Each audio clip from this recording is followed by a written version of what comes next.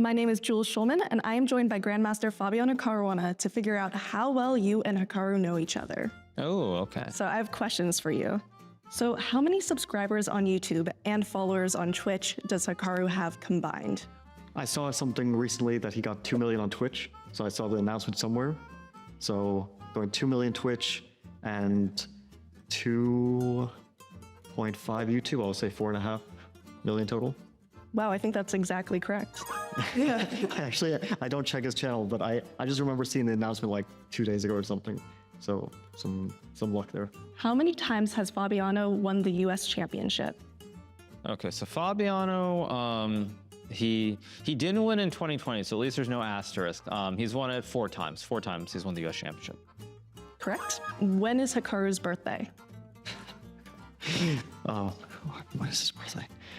I actually don't think I have any clue. I'm gonna say end of the year. I don't know why, but like I know Magnus is in December. I'm gonna go Hikaru in November, but I wouldn't even be able to guess the date, and probably the month is wrong, and I have no idea. December 9th. Oh, I should have gone December. What state was Fabiano born? Okay, also very easy. He was born. He was born in Florida, but more specifically Miami. In what popular HBO series did Hikaru have a cameo in a few years back? This one I know because I was also invited, but then they went with Hikaru. It was Billions. At what age did Fabiano become a grandmaster? Okay, I became a grandmaster at 15. He definitely broke it. I'm trying to remember, was he 15 or was he 14? It was like 15 years, 87 days. For whatever reason, I mean, I don't know for sure, but for some reason, 14 is not ringing a bell. So I think he was also 15, but like just a couple of days. So I think he was 15. If he was 14, I'd be surprised, but I'll go with 15. I think it's 14 years, 11 months. Ah, it wasn't even 15. Okay. Look at that Chess Kid subtle branding sticker on the table.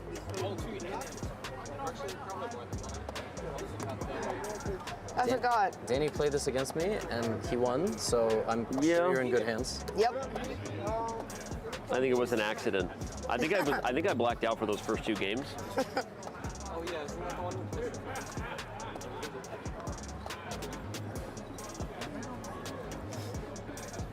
Levy's prep. I don't know, are we in my prep? Yes, you're prep. If we're in my prep, I'm really scared because He's moving with such confidence. He doesn't seem concerned whatsoever. It's like really concerned. It's extremely concerning. I don't understand. This is secret prep. Your prep? My prep? Actually, I think, yeah, this is actually prep. Or maybe I just figured it out. Or maybe it's a bluff. This This is not my prep, actually, but like. So I have an option to take that pawn. I wanted to. Wait, Tony, is this legit prep? I have a suggestion, Tani. What? Why don't you take none of my pawns? I just take none of them? Just don't take any of my pawns. Okay, I won't take any of your pawns. Okay. Deal's a deal. I'll first them to be taken. Wow, this is actually crazy. What, this position? No, actually, yes. Yeah, it is. Like, actually. Okay. I mean, this prep is paying off. Wait a second. Wait a minute. Yeah, this was what I was fearing when I actually You guys are playing this a little too focused here for me. Are we supposed to be like more goofy? Supposed to. Kind of D7. Why did I think about that move? I mean, this is all prep. I mean, look at this. I watched a video of you today before I was coming here. I'm really sorry. And it was about a Magnus destroying everybody, Yes. right? Were you inspired? And I was inspired. And he hanged the pawn, or not hanged, he sacrificed the pawn in the opening, first game. And he sacrificed the pawn to have major counterplay. Okay. And I'm inspired by this. So I'm doing exactly what he did. But you're giving me way more than... Am I mated? Yes, you are. Am I really? Yes, you are. Oh. Wait a second. Wait. Oh my God. Yes, you I think are. I'm missing my wallet. It's not a good thing, everybody. Yay. Yay! Everything Wow. worked out. That was an epic game. What are we doing? We can't be awkward. We gotta do this one. There you go. We're gonna be one of those like epic like.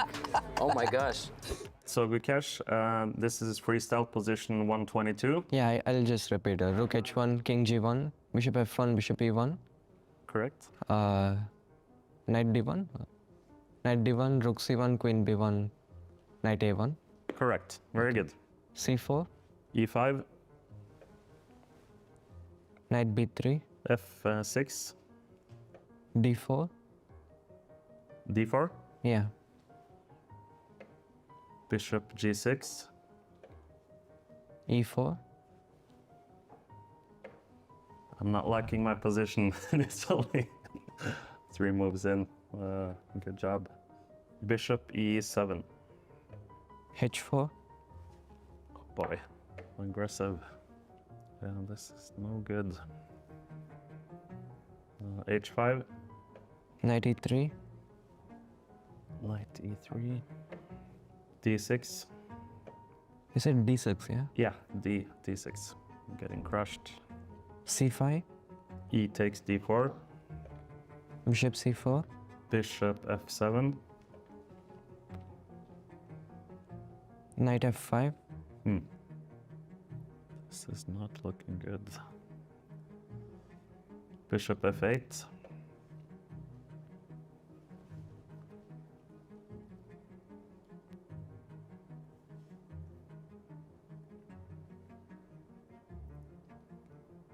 cd, C takes D, bishop f7, Bishop F7, Knight takes F7, knight b d4, B D4, Rook E8,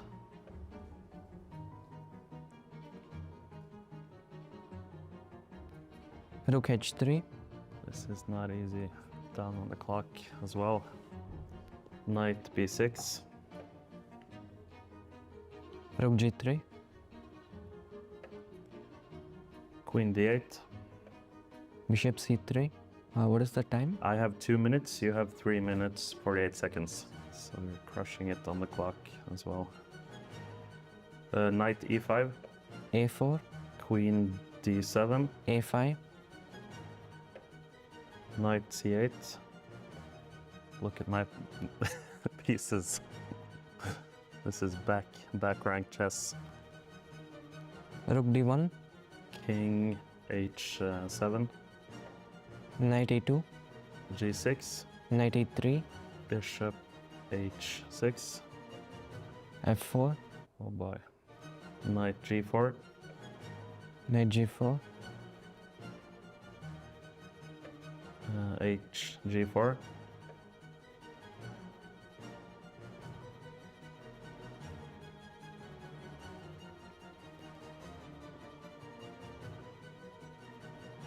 h5, G takes H, bishop f6, Rook H F8, e5, E5. It's over. Oh my. Okay. King G8, queen g6, Bishop G7, queen h5,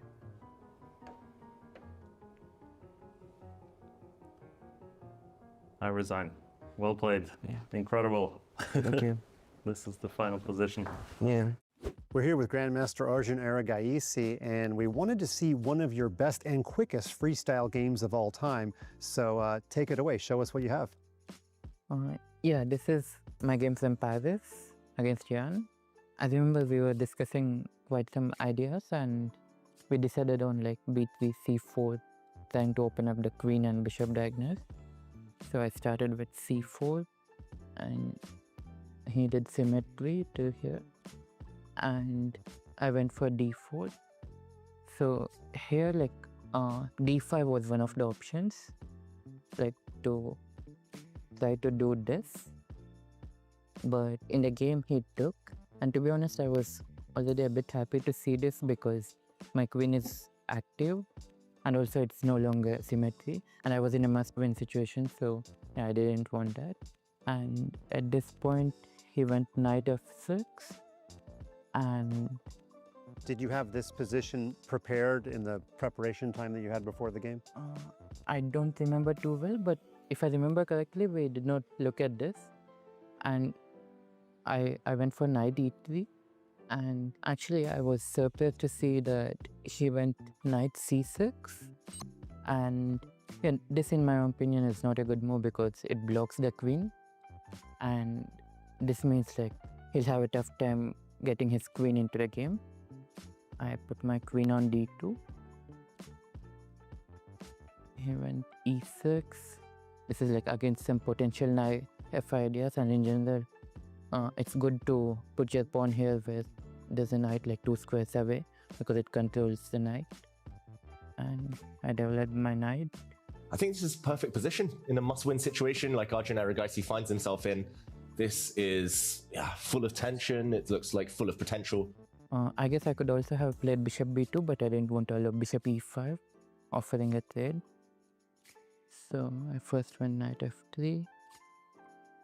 And I remember being quite surprised to see this because like this looks very scary for black to allow this potential ideas. Sometimes you spend your whole game trying to get bishops like that. Yeah. And here they are in the first 10 moves in freestyle. Yeah, and if he takes, I would take with the g pawn, then I would castle here and have a lot of attacking ideas. So he did not take, and he played d6. I still castled long. He went for bishop b7. And yeah, I remember spending a lot of time here and calculating a lot. I don't remember all the variations because it's been quite long. But I went and he took. Yeah, so I went f4 and he went knight e4. So if ef4 I wanted to take here. The point being, after f3 I have queen d4, and if he takes here it's a checkmate. So if gf6 I wanted to continue attacking like this. Although I'm pawn down, my king is very safe and his king is weak and his rook is not in the game. And he can't castle queenside here. Correct, because in that case like king is going on past this, which means it's illegal. So he went knight e4 here, and this is a perfect execution of that. There we go. He does bring his wow. Brilliant move from Arjun Erigaisi. So Jan Nepomniachtchi, no way to finish his development because of that stunner.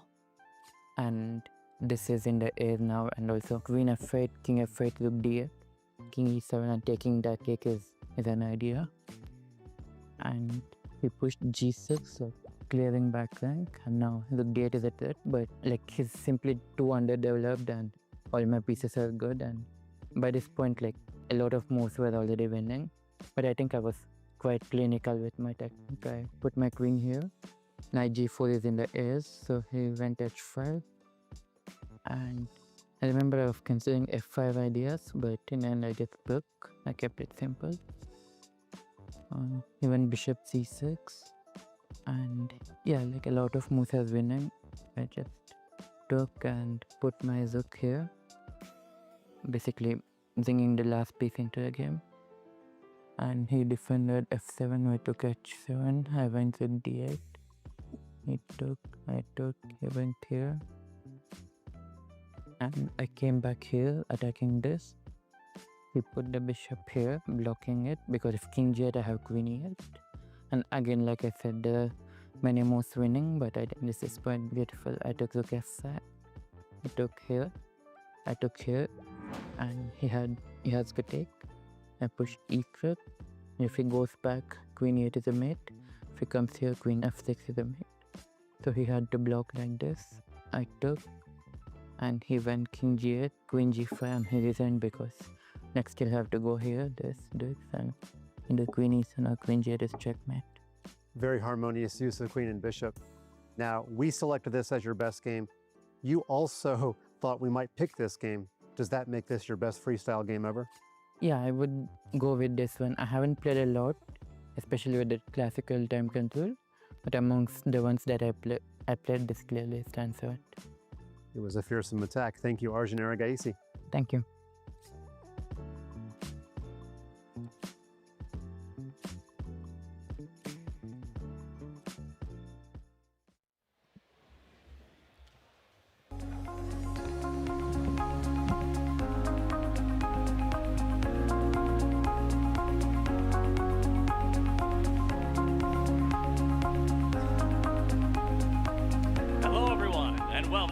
Checkmate, USA versus India, here in Arlington, Texas, in the beautiful esports arena. I'm James Dash, I'll be your host for the evening, and I'm joined by none other than GM's Robert Hesh. And we've got Harjit Raja on this side. Gents, what is it like to be in an arena like this for a chess event of all things? It's amazing. The crowd is wonderful. It's getting bigger and bigger by the minute. There's Dippin' Dots in the corner. I'm already hungry, and I'm ready for Team USA to take down Team India. Oh, you better be careful there, Robert. The games are about to start in about 30 minutes.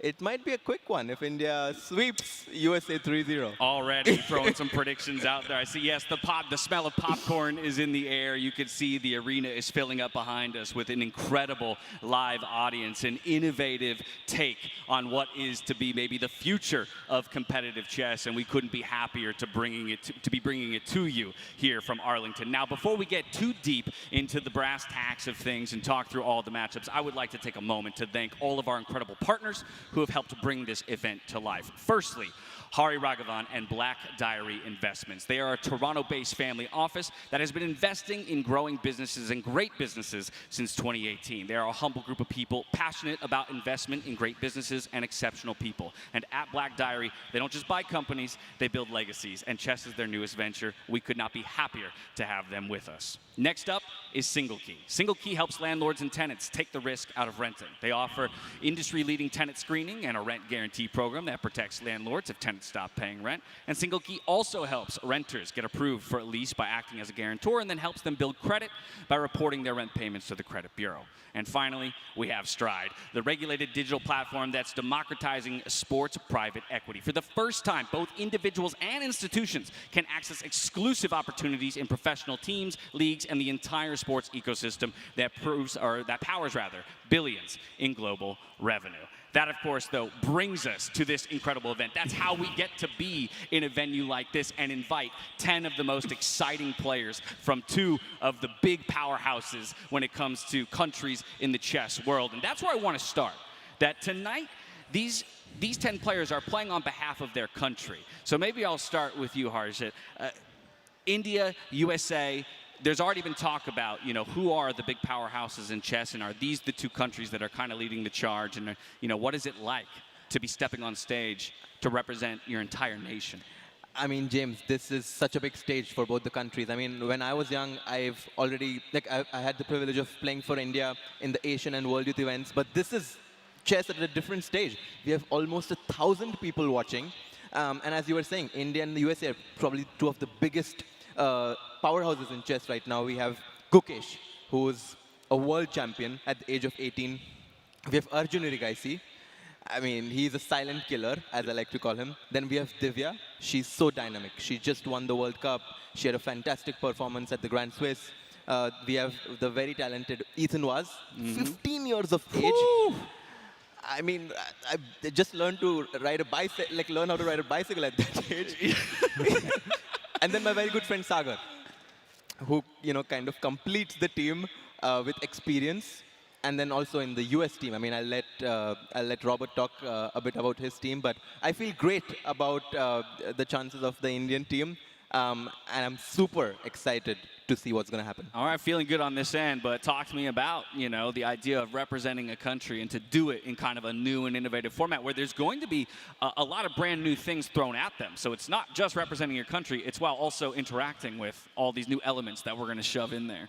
Yeah, I'm not going to have to name all the names because the players, they'll let their moves do the talking. So Harshit, he can keep going over there. But in all seriousness, it's one game. And so these players, they're coming in. They don't have the history of the tournament behind them. It's one game, hit or miss. And if you lose, you've probably let your whole nation down, your team down. So we'll see if everyone's in great shape because they don't get a second opportunity. Okay, well, yeah, you're not going to get a second opportunity, and that's a perfect kind of transition for us to talk about the format, the team format, first of all. The fact that normally it's an individual sport. You show up, you get it done on the day, and you can walk away a winner. That's not the case here today. Sure, you can walk away with some individual pride in winning your match, but you're trying to get a point on the board in an overall 5-point series scoreline here for the sake of your country. So there's a different element of added pressure, as well as how the teams will interact with each other, how they'll devise strategies or maybe retool between a draw and another game. That's such a good point, that they have to devise strategies. And there are some boards where, you know, some people think that I'm a big favorite against him. And then they're going to try to, you know, really put pressure on that specific board. It's going to be very interesting to see how they start, because I think the first game is between Arjun Erigaisi and Fabiano, and I think that's going to set the tone of the whole match. But as you said, the format, it's 10-0, one game. It's going to be very quick.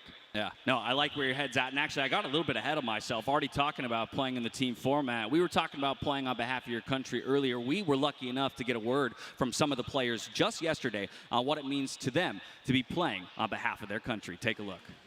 It's always quite special to represent India in any form. This USA versus India match, having the opportunity to represent the country, play alongside teammates will be really exciting, and hopefully we'll emerge victorious. Yeah, I think it's pretty cool to represent USA. It's not something I generally would have had an opportunity to do. In chess, it's such an individual game. For so much of your career, you are basically just playing for yourself and nothing more than that. When my grandparents found out I was playing, they were super excited. I very quickly had to tell them this is not the same as the Olympics. But yeah, it's cool, and I look forward to it. Just here to have fun, and like with the team atmosphere, it's quite nice. When I play, I always want to give my 100% on the board. That pressure is there. You know, I think playing for my country itself doesn't necessarily bring a lot of pressure, but I think the fact that there are going to be so many fans here in person watching will make it much more dramatic, and so I think there will be a certain nerves that all the players experience. Actually, I would say it's very similar to Esports World Cup, where I felt like players were making a lot of blunders because of the audience that was there. You could kind of feel that presence, and with the big presence, it's there will be mistakes, there will be nerves, and definitely blunders and some exciting games. Great to hear from them and what it means to be playing on behalf of their country. Hikaru, interestingly, saying, I'm not going to feel a ton of pressure for the fact that I'm playing for my country, but maybe more so feel some of the pressure akin to what he maybe felt in EWC out there with a live audience. But I would also be curious, Robert, how much he might feel the pressure as the team captain to maybe bear some of the responsibility or help the others through those obstacles. The idea that there's going to be some noise. There might even be some back and forth talk across the board between the players themselves, and how do you keep your cool? Well, Hikaru is maybe a guy that has enough experience he can help somebody like Tawny, let's say, in how you interact or how you deal with the pressure of the audience. Well, if there's one person who knows how to play chess and talk at the same time, it's Hikaru That's Nakamura. true. He has won every event under the sun while streaming to his audience, so he does not need any advice from anyone, but he can impart that wisdom on his teammates. And I think that with opening preparation, with one game, what should I do if we need really need to win now? How can I put the maximum pressure on my opponent? Hikaru, Fabiano for Team USA. I can't think of two better players. Yeah, I'm so curious what those huddles are going to look like between every game, right? Again, whether or not it's a draw or decisive victory, but going into the next one, when we see those groups of five kind of huddle up and have a few minutes, who is going to be the kind of the leading voice in each group? Do we think it will be the captains in both cases? Do you feel like maybe somebody else in Team India is going to insert themselves a bit more as the vocal member? I do think that we've not seen Gukesh talking a lot in general, but in this tournament, I think that he's going to step up. He's going to put himself in this position where he'll be like, guys, we just need to play a few good games and we're still in it. And I think that I've seen this in Gukesh during the Olympiad. He really rises up to that opportunity and puts himself in that position where he can be a leader. Yeah. I mean, you mentioned the fact that Hikaru is no stranger to playing and talking at the same time, but that is not necessarily something that all of these, athletes that are about to step onto the stage have experience with. And to that end, I think that's where I'll be very curious, maybe like somebody like Sagar Shah, who is so used to being in a position of presentation where he might be a calming voice within Team India for those who maybe his nerves get unsettled a little bit. Absolutely. I mean, he has been in so many events and he has experience. I mean, he's an international master himself. He has played a lot of top tournaments. And when it all comes down to the wire, some crucial words from someone like Sagar can change the whole game. I mean, he's always got. For me, I feel like he changes the energy of a room when he walks into it, and that's what I'm going to be looking for. If for a moment it starts to go bad for India early on, I'm looking for him to be the one who can kind of change, the tone or the feeling on the stage. Who would be that person over there for Team USA? Is it going to be Hikaru? I almost think it might be somebody like Tawny, he's got just this spark of life in him that I couldn't be upset if I was on a stage with him. Yeah, I think Carissa as well. Yes. These two youngsters, they inject energy in their team. But if you want me to talk about someone who changes, it's Harshit, because on our calls, he was saying that Sagar was going to be busted against Levy. Now he's talking about all this wisdom coming from Sagar Shah. So talk about a person who changes. You never know a guy. Well, Robert Hess, he's over here pulling back the curtain already. We're only a few minutes into the show, and he's going to go ahead and reveal everything to the audience. The gloves are off. The gloves are off. I think the gloves are going to be off very soon because the players, I've never seen players be so excited for this format. And when the players are excited and happy, that's when they're the most creative. And I do think that this format is getting that feeling out of them, which is amazing. Yeah, we're going to talk more about the format and some of the curveballs that we'll be throwing the way of the players. Before we do so, we've talked plenty about what we think the team dynamics will be. Let's hear from the players themselves on what it's like to be sitting up there with 4 co-players. So I think when you are playing chess as part of a team, you feel like you're part of a collective. You feel like every game matters. Everyone is important. When you have better team bonding, in the tournaments like Olympiad, you see that the teams who have better connection between the teammates, they usually perform at a high level. It helps for the overall feeling and motivation to do well, not only for yourself, but for the team. Unless you're not inclined to play or watch sports at all, playing in a team is certainly a very, very unique experience. When you play for yourself, it's just, you make a blunder or you win a game, it's all about you or me. And as the old saying goes, there's no I in team. Whereas when you play together as a group, you're rooting for everybody, you want to see them play their best, and that's something that I wish there was more of in chess. I think it's very fun to take an individual sport and turn it into a team. You see it with Ryder Cup, you see it with Laver Cup, Laver in tennis. So any way, I think, to make chess stakes higher, it should be a good time. I couldn't agree more with the sentiment there of Levy at the end. It's not necessarily a unique thing to chess. We've seen it in other sports as well, where you go from what is maybe normally seen as an individual sport, and you kind of introduce a team element, for certain events throughout the year, and it can surprise and delight fans. It creates new environments and different situations that are very exciting to watch, but at the same time, it doesn't have to be the only way in which the game is played. And I think this is a very exciting thing, that we're going to break from the normalcy of the chess world. And we've seen a lot of that specifically in 2025. There's a real effort to kind of break from the normalcy of chess and find new and inventive ways to make the game exciting. Absolutely. Also, usually Arjun, Gukesh, they're going to be competing against each other on the board.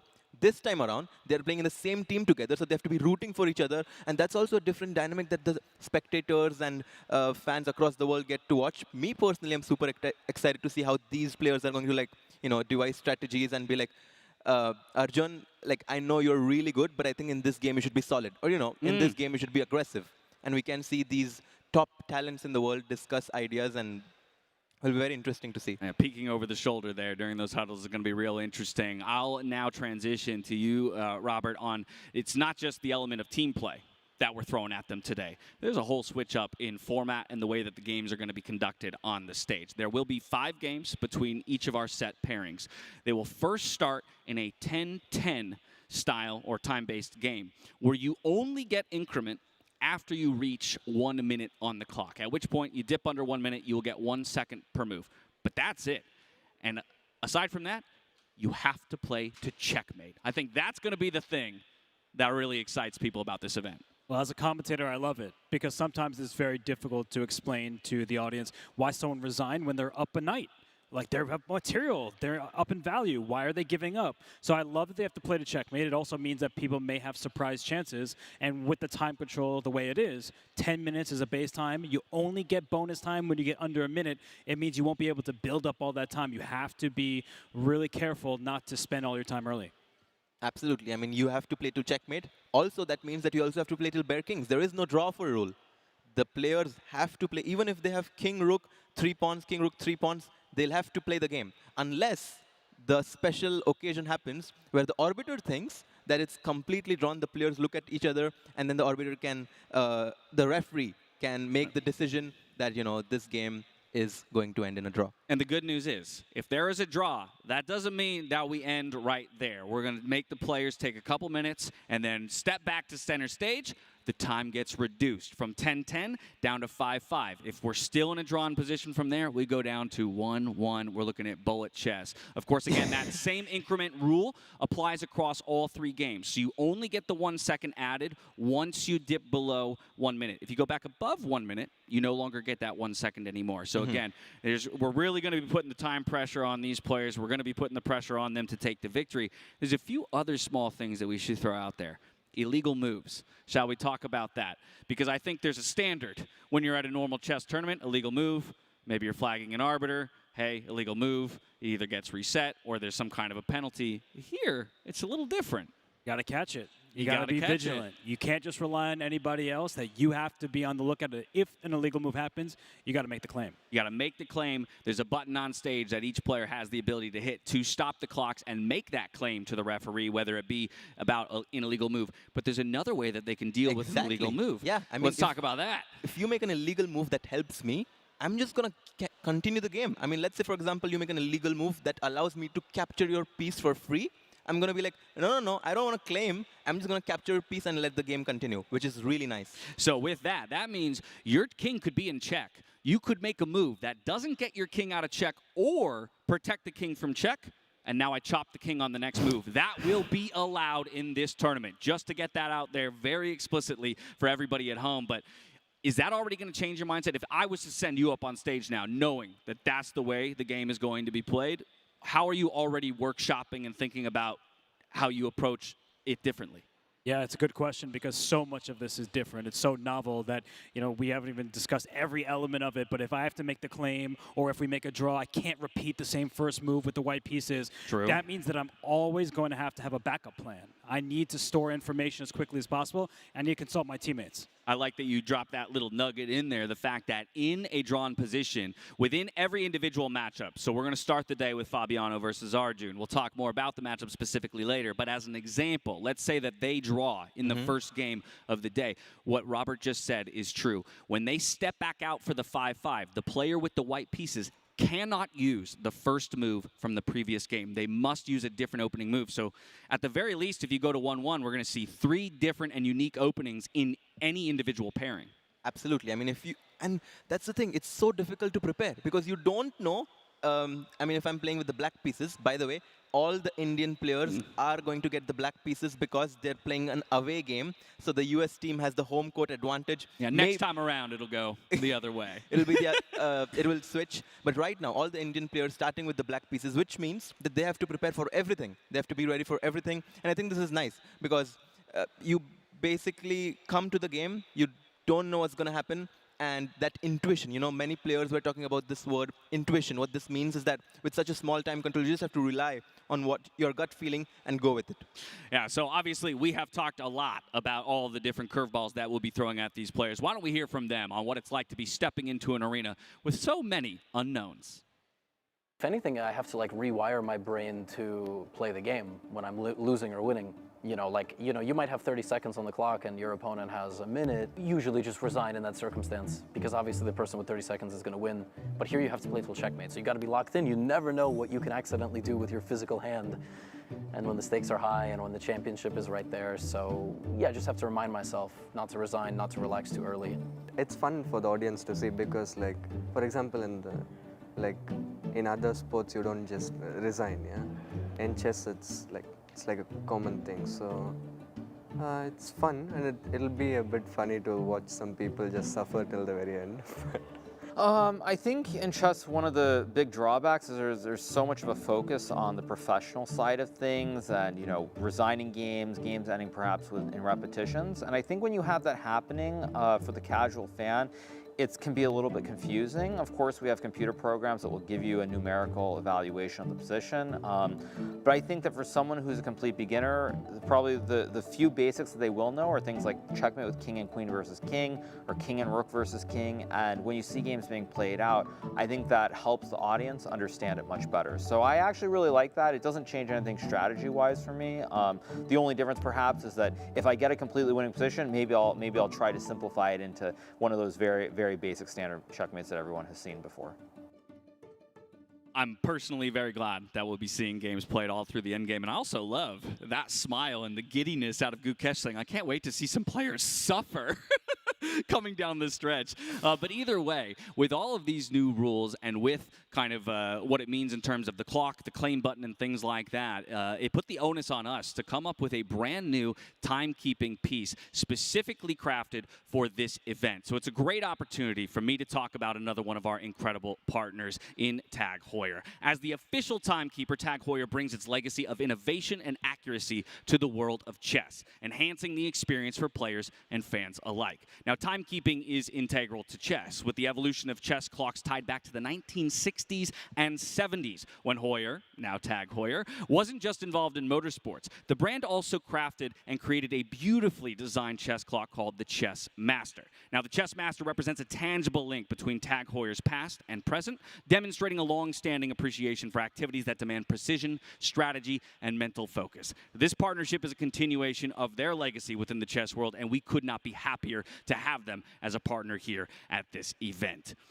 Now we get into what might be a growing rivalry between the U.S. and India. I talked to you earlier. I kind of threw it to you. These are two countries that I feel like are really defining themselves as maybe the superpowers within the chess world. Do we think is it a rivalry yet? Is this the birth of the rivalry?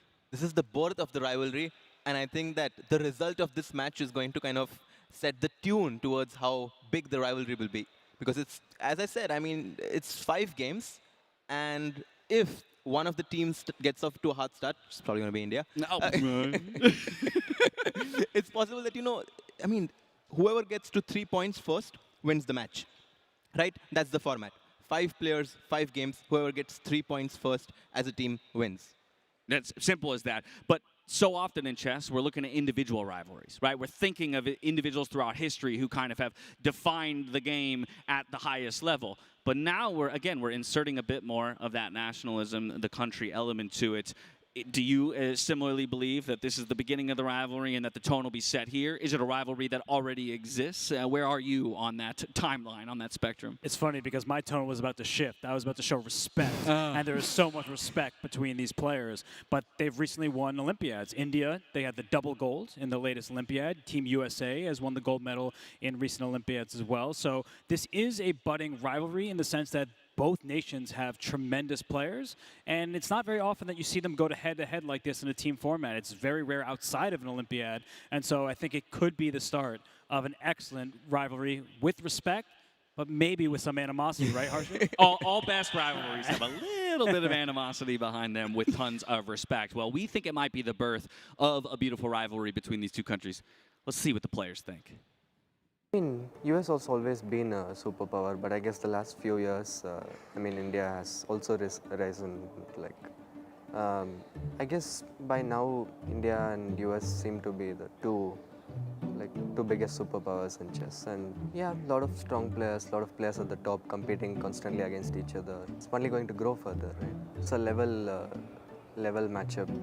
If you have to select one country in the world that could potentially stand up to what India is becoming, it has to be the United States. I still think like the unity, the national pride, the camaraderie amongst the players, like all of the events that they've been at together in India is definitely stronger. I mean, I think they really have something figured out. So it's interesting. I mean, rivalry is a term that I probably wouldn't use at the moment in terms of the US and India, but the thing is, if we look currently at the top, say, 30 players in the world, I believe that both India and the US have the same number of top players. I think we both have about 8 in the top 30.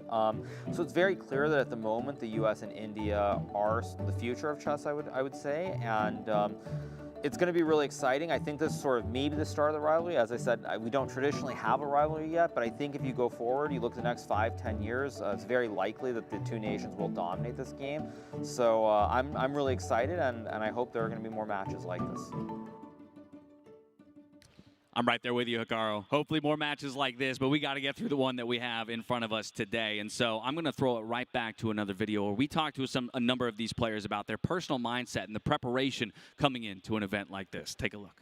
So I think with it being this format of only one game perhaps, or just one set of matches, I haven't really changed anything, but as I will be the last match potentially, let's just say the match is tied 2-2 and I'm playing the final match, I do have some ideas about the sort of openings that I will play if we reach that stage. In general, Rapid and Blitz format needs a little bit different strategy than classical. So in that sense, yes, but nothing too specific for the tournament or for the opponent. Like just getting a good position, playing a good game is the main focus. I think Sagar, or frankly anybody on my level who faces me, should fear two things. Number one, you can't let me get a position that I like. You know, dynamic position, imbalanced position, momentum, you know, opportunity to be creative.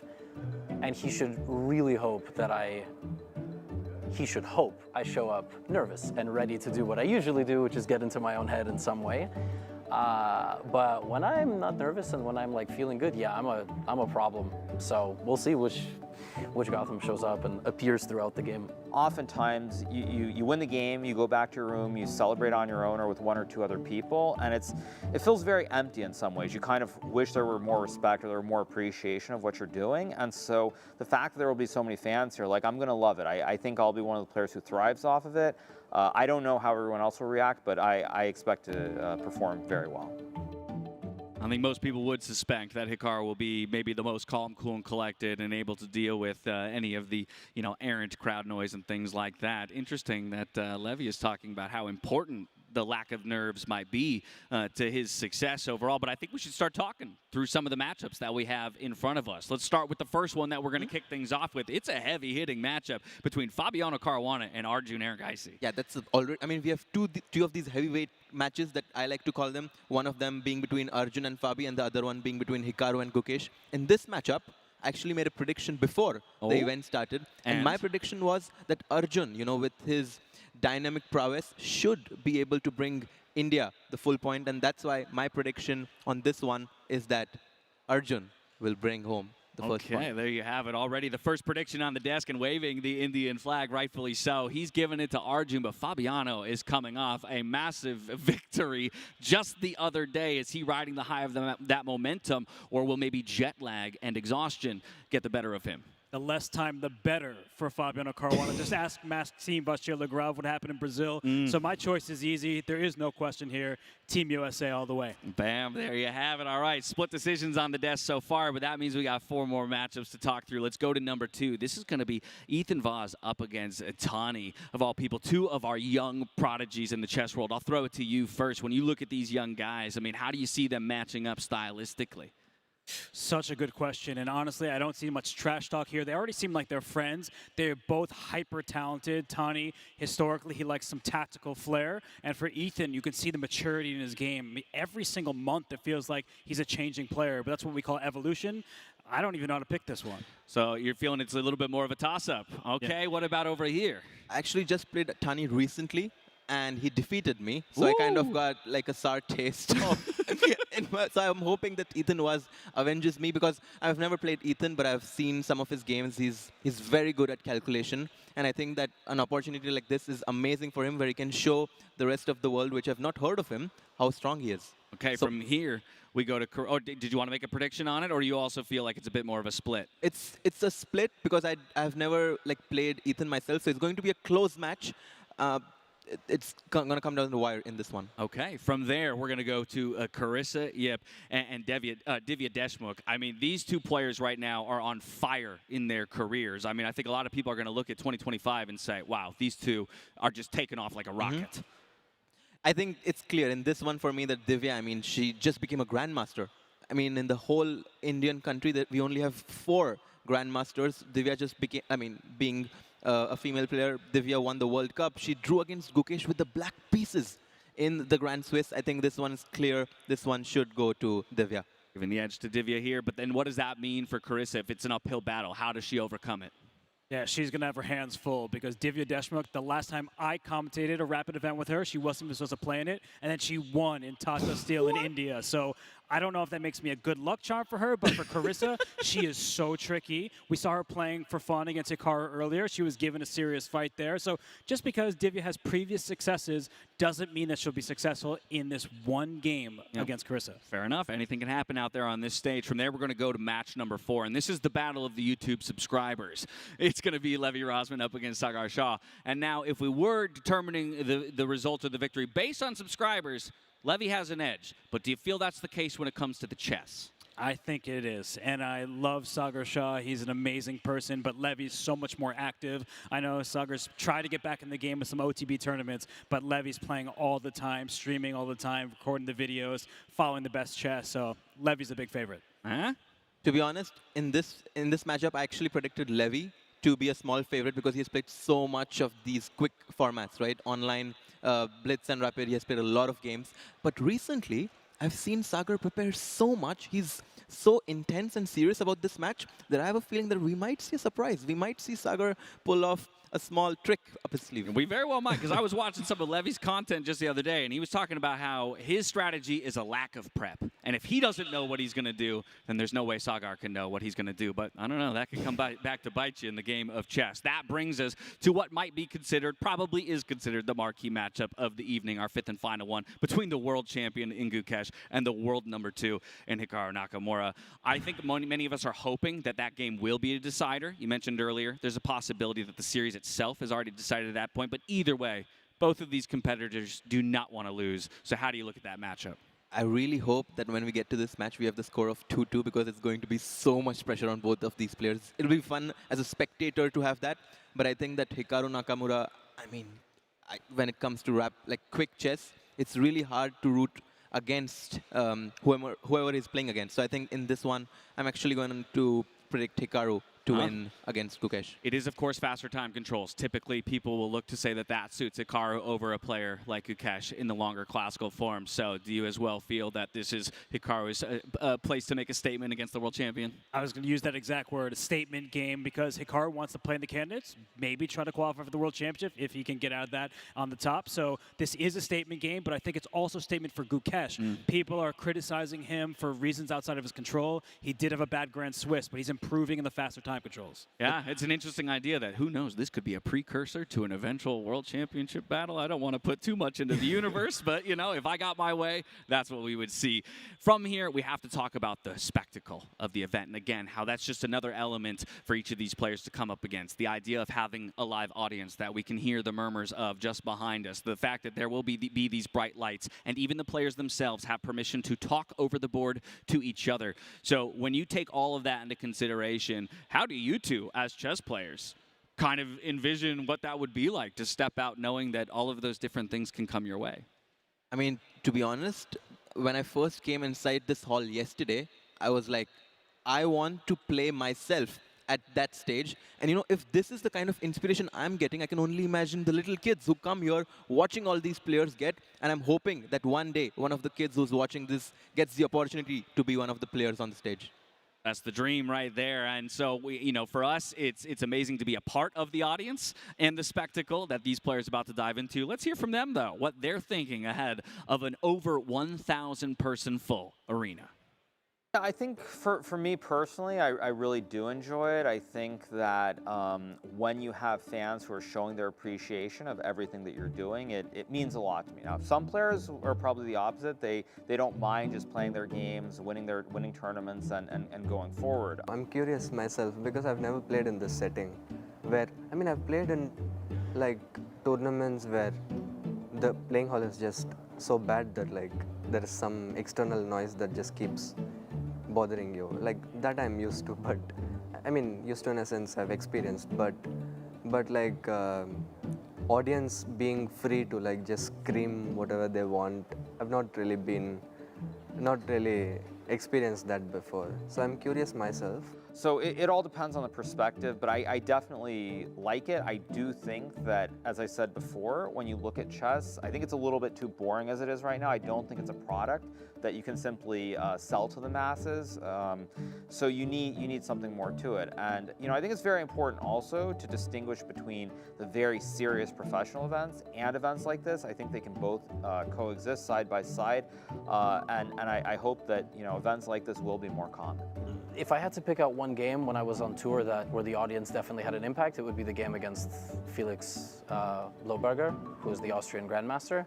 You could tell, like, even though he had a really strong position after 10-15 moves, he kind of froze, and he made a mistake. Luckily, he made such a mistake that the game was almost over immediately, and I didn't have any time to screw anything up. But I definitely got nervous on stage. Like, I'm winning, don't embarrass yourself with these enormous monitors. And he got nervous to even get himself into that position in the first place. So, yeah, I don't know how I will feel until I'm there and until the game starts. Regardless of what happens, what I've learned is that it's always worse before the game. Like, when you are actually playing the moves, you have to play the moves. You don't have time to be stressed. Your time's going to run to zero. So. And there you have it. The stage is just about set, so we've got nothing left to do but to get the two of you on record. Who's going to take it, and what's the scoreline going to be? I'll start on this side. Harjit, what are you thinking? I think India is going to win. I think they've traveled a lot to be here. I think they're going to make sure that they win this match, and I think they're going to win a close match. I do think it'll be close. I mean, US has an amazing team. It'll be close, but I think India will win 3-2. 3-2 call for India on this side. Robert Hess, what do you think? Yeah, I think he's kidding himself over there. I think USA is taking this match. 3 points is all it takes. I don't care how much India has on the other side, Okay. but Team USA is going all the way. They're getting that 3 no matter what. The stage is set. We are minutes away from our opening ceremony, but as we head there, we've got one special treat for you. Let's take a look at Danny Rensch's new book, Dark Squares.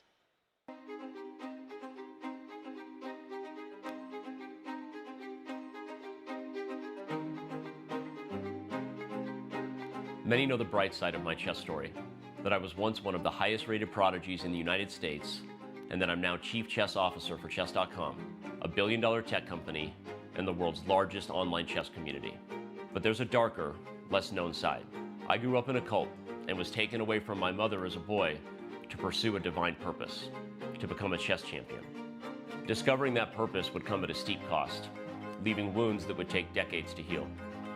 I've since learned that the idea of purpose, like life, isn't black and white. Meaning often lives in the gray areas between what we do and why we do it. This is the unvarnished story of my life.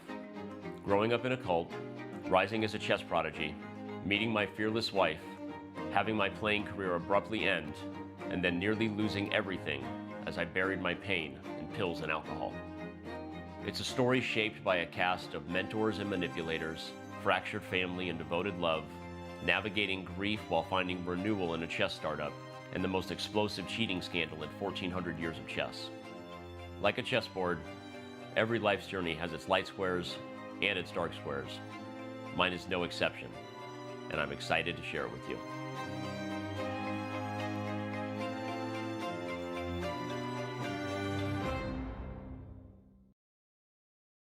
Hello.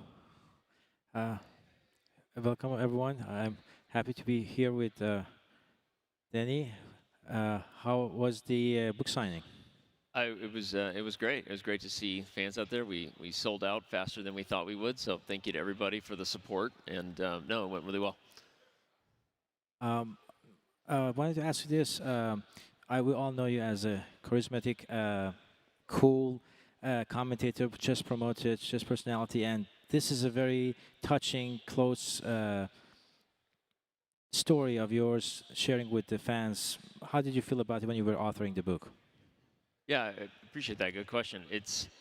Chess has always been more than a game for me. I think maybe even for reasons that are not so great, as a lot of people are going to learn.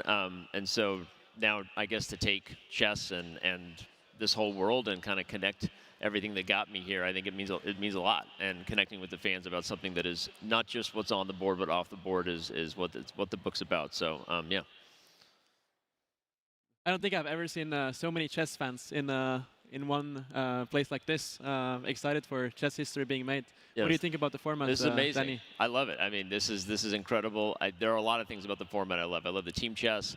I love the balance between matches, that you don't just go from higher rated to lower rated or vice versa. I love that we're going to see a mix and makes you feel like you don't know which match in the end is going to be the one that decided it. I love that they play it out till checkmate. I think the thing I love the most is that there's only one game at a time. I think one of the things that is hard to follow about chess in a game that is already hard to follow is that there's a lot going on. So the fact that everybody will be dialed in, everyone will be rooting for just one, I think that is something that's special. We'll see if other organizers lean into that. Any predictions? Okay, well, I guess predictions. I feel like Team USA is the favorite. Maybe I'm biased there, put me on the spot, but I will say this. I think it could come down to who wins the overall match between Divya and Carissa. I think that if Divya takes that one, maybe it goes India's way. So we'll see. All right. It's gonna be exciting. It's about to start in a couple minutes, so stay tuned, guys. Exciting.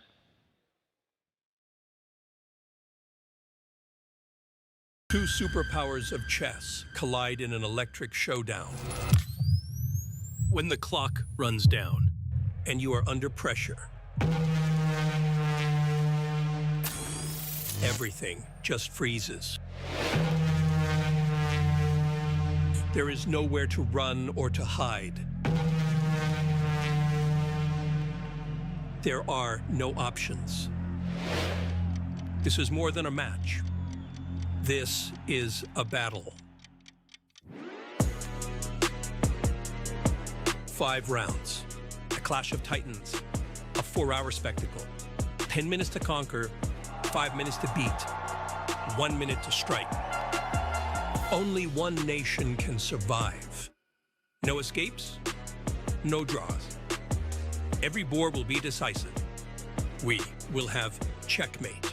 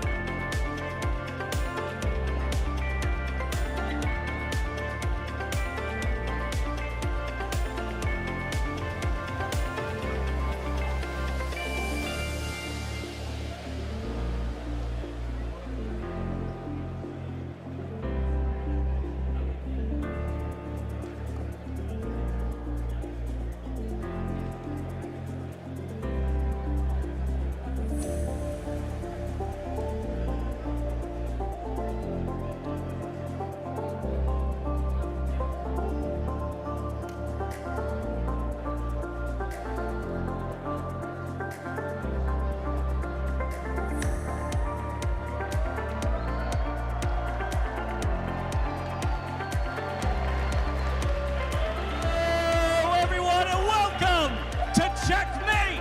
USA versus India! Woo!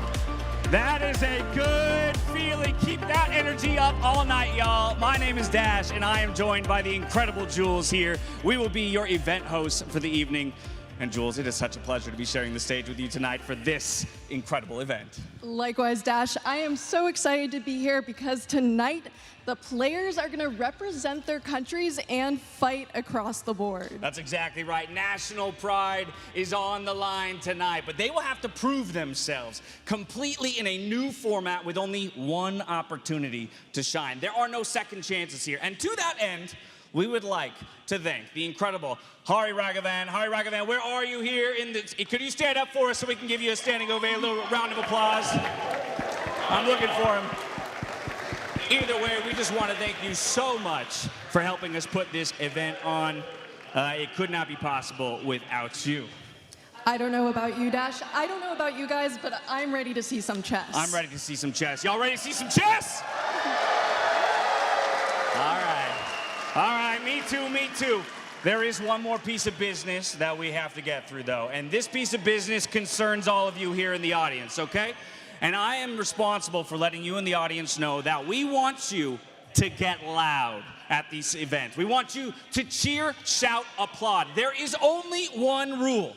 No shouting of moves. But other than that, throughout the game, make your voices heard. If you shout a move, you'll be promptly removed from the venue. So just keep that in mind. But we're trying to do something new here at Checkmate USA versus India. So don't be afraid to react as you see fit to the chess that you're seeing played on the stage, all right? Okay. Well then, without further ado, let's meet the players, starting with Team India.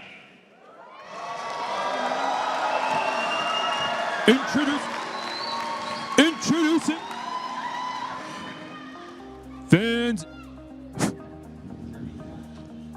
fans, introducing the lineup for Team India.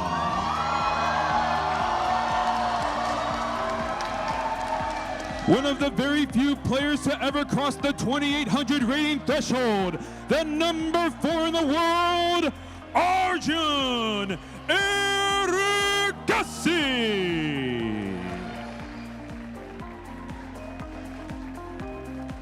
Next up, the former world U10 champion and one of the fastest rising chess talents in the world, Ethan Vaz.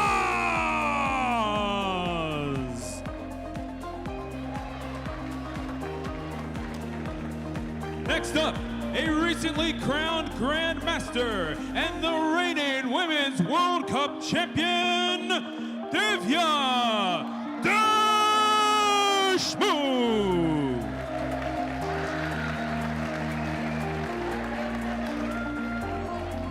Next up, the #1 chess journalist in the world and founder of Chessbase India, Sagar. Shah!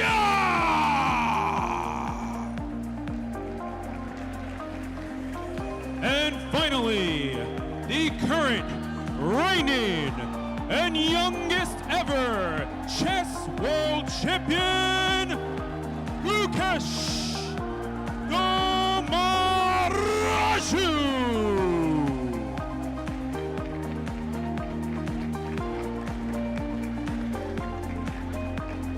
Folks, one more time for Team India!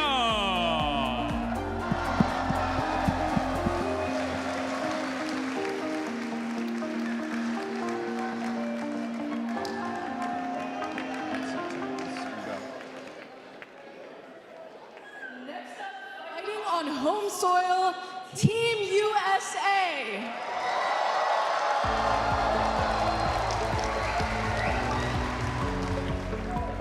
Introducing now their opponents, Team USA! Introducing first, a 4-time United States champion and the #3 ranked player in the world, Fabiano Caruana! Next up, a chess prodigy whose story embodies grit, hope, and the future of American chess, Panitoa Adewumi.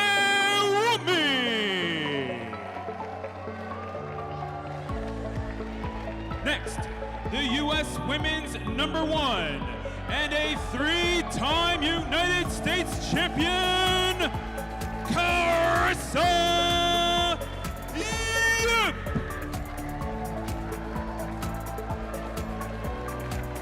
Next, the #1 chess YouTuber in the world, better known as Gotham Chess. This is Levy Rosman. And finally, a 5-time United States champion, the #1 chess streamer in the world, and the #2 ranked player on planet Earth.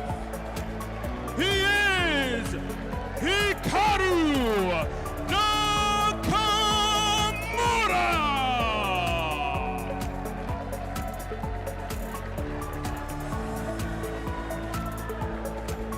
Fans, this is Team USA!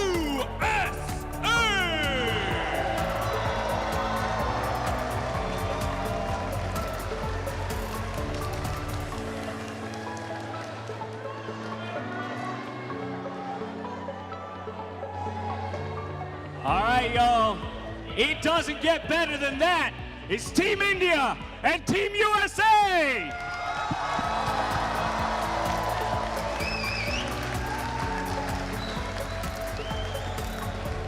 Now, as the teams have taken the stage, I'd like to take one quick moment to invite the captains of both teams center stage. So Gukesh, Hikaru, if you don't mind, just real briefly, I'm gonna pull you up here. And Gukesh, as you arrive, how about that? What was that experience like, going through the tunnel of fans to make your way to the stage? It was amazing. Thank you to all the fans. And yeah, I mean, I don't think I've ever played with so many audience and such a huge energy in the playing hall. So really excited. Now, many of the folks in the crowd are behind you and Team India. Tell me, why is it that Team India is going to come away with the win today? I think we're all very strong players and we're here to give our best. So we have the confidence and we're hoping for the best. We wish you the best of luck. Now, Hikaru, I'm going to ask you the same question. How did it feel coming down the aisle with all that energy? It's amazing to see all the fans here cheering us on tonight, especially in my home country, the United States of America. Make some noise, make some noise. Really amazing. Just, yeah. Really amazing, and it's just great to see chess being appreciated by so many people. Of course. And finally, will Team USA win? Of course, there's no doubt. You have the #2, #3 players in the world. We've got Levy. We're going to win. USA all the way. Amazing. Thank you. There it is. Well, there seems to be no doubt on either side, so that means we'll have to let the chess speak for itself. Gentlemen, I want to thank you both for sharing your time with us. Wish you both the best of luck over the board, and thank you for representing your countries. You may now return to your teams.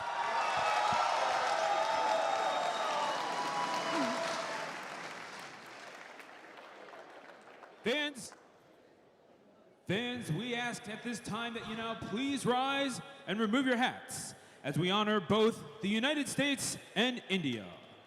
Please join us in welcoming Tanushri and Tanmai Rayapati as they perform the national anthem of India.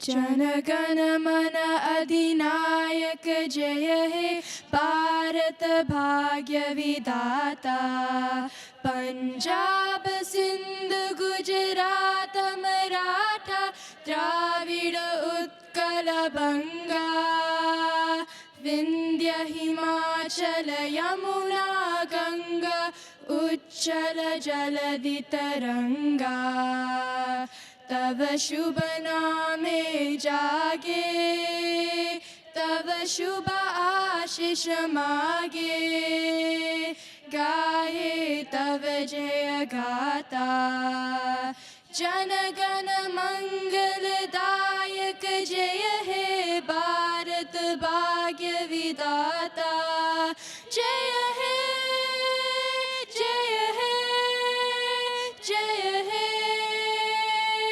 जय जय जय जय हे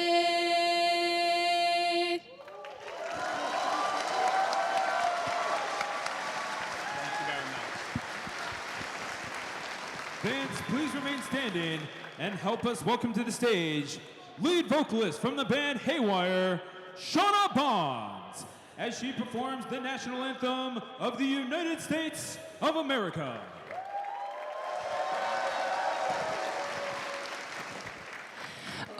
say, can you see by the dawn's early light what so proudly we hailed at the twilight's last gleaming, whose broad stripes and bright stars through the perilous fight o'er the ramparts we watched were so gallantly streaming, and the rockets regular, their bombs bursting in air, gave proof through the night that our flag was still there. Oh, say, does that star-spangled banner yet wave o'er the land of the free and the home of the brave?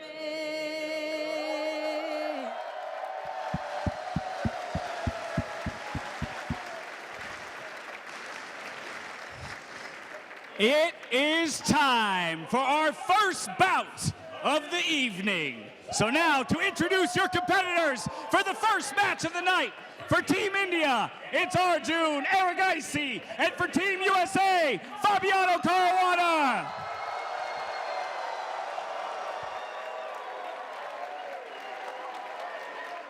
Can you hear? Yeah, I can hear. You can hear it? Yeah. All right, Arjun. I'm coming to you first on this one. You're first out the gate for Team India, but it is ultimately a 5-game series here for the team itself. But how do you plan to kick things off on the right foot here for Team India against Fabiano Caruana? I take it as I'm the opening batsman, and I'll try to do my best and score the point for India. All right, Fabiano, you are coming hot off of a big Champions Chess Tour victory. You're also coming right off of a plane, stepping into this arena. So talk to me about how you're going to carry that momentum forward in your matchup against Arjun here, the silent killer. Yeah, I feel really good. I feel inspired by all the people here. The huge crowd, it's really great to see. I feel ready to play. I've been playing chess all week. I'm ready to play some more and hopefully win. All right, no better precursor than that, y'all. Gentlemen, thank you so much for your time. I want to wish you the best of luck. You may take your positions and let the chess speak for itself.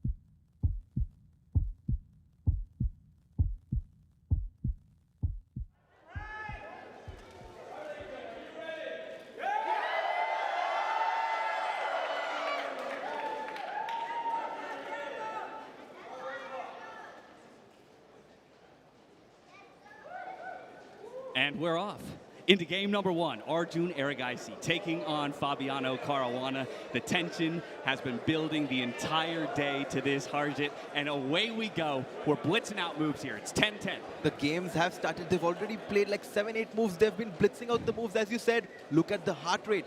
Arjun Erigaisi having a heart rate of 100. Fabiano 110. You know what's crazy about that? Arjun is typically the person on the freestyle circuit that we peg as the lowest, most stable heart rate player. he's already eclipsing some of his highs in certain matchups. That to me tells me already that these players are feeling the environment. They are feeling the pressure of this audience. Yeah, they're stressed, and you hear the audience in the background. People are cheering on, and we have Castle's queenside here for Fabiano Caruana. What does that hint at, everybody? It means as he tucked his king away, the black king needs to find a safe space. But Harshit, we see that black position. We have a bishop pair. I mean, India has a bishop pair right now. When the position is open and black has a bishop pair, it definitely favors black. Black is slightly better here. Arjun playing with the black pieces, having a good position in the start. Help me understand why the position is slightly better, though, because now we've castled to the same tides. Typically, that, to me, says now we're back in a more stable type of game. We're not going to be throwing as aggressive attacks on opposite sides of the board. Yeah, we may not be seeing aggressive checkmating attacks. You see the White's last move just clamping down on this square, so no pawn breaks available yet for Arjun Erigaisi. But why is Black better? Because Black has the bishop pair with the ability to open the board. I often say the side that controls the pawn breaks is the side with the advantage, and you see with that last move, eventually, if able, Arjun would like to push a pawn on the side where his own king resides, and he may find that opportunity sooner rather than later. And look at that last move. That kind of just shows that Fabi was not happy with this position. He played his knight back to c3, and now Arjun has a big advantage.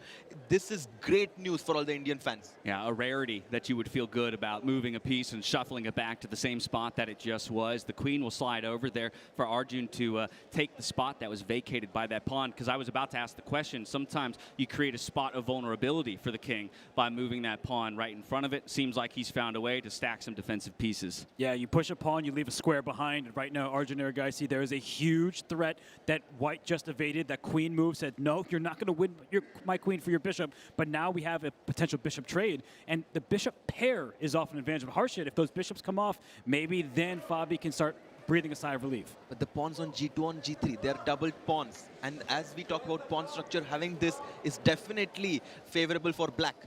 That's true. That's definitely true. And it's difficult for White to press, but maybe now is the time. Put your foot on the pedal. I was about to ask, we also have to have the conversation about, again, that we played a checkmate here, right? And so that has to be a part of your strategy. It's not just about finding, okay, maybe the slightest advantage that, you know, gets played to 80 moves and then ultimately fizzles out to a draw. You got to look for that knockout blow.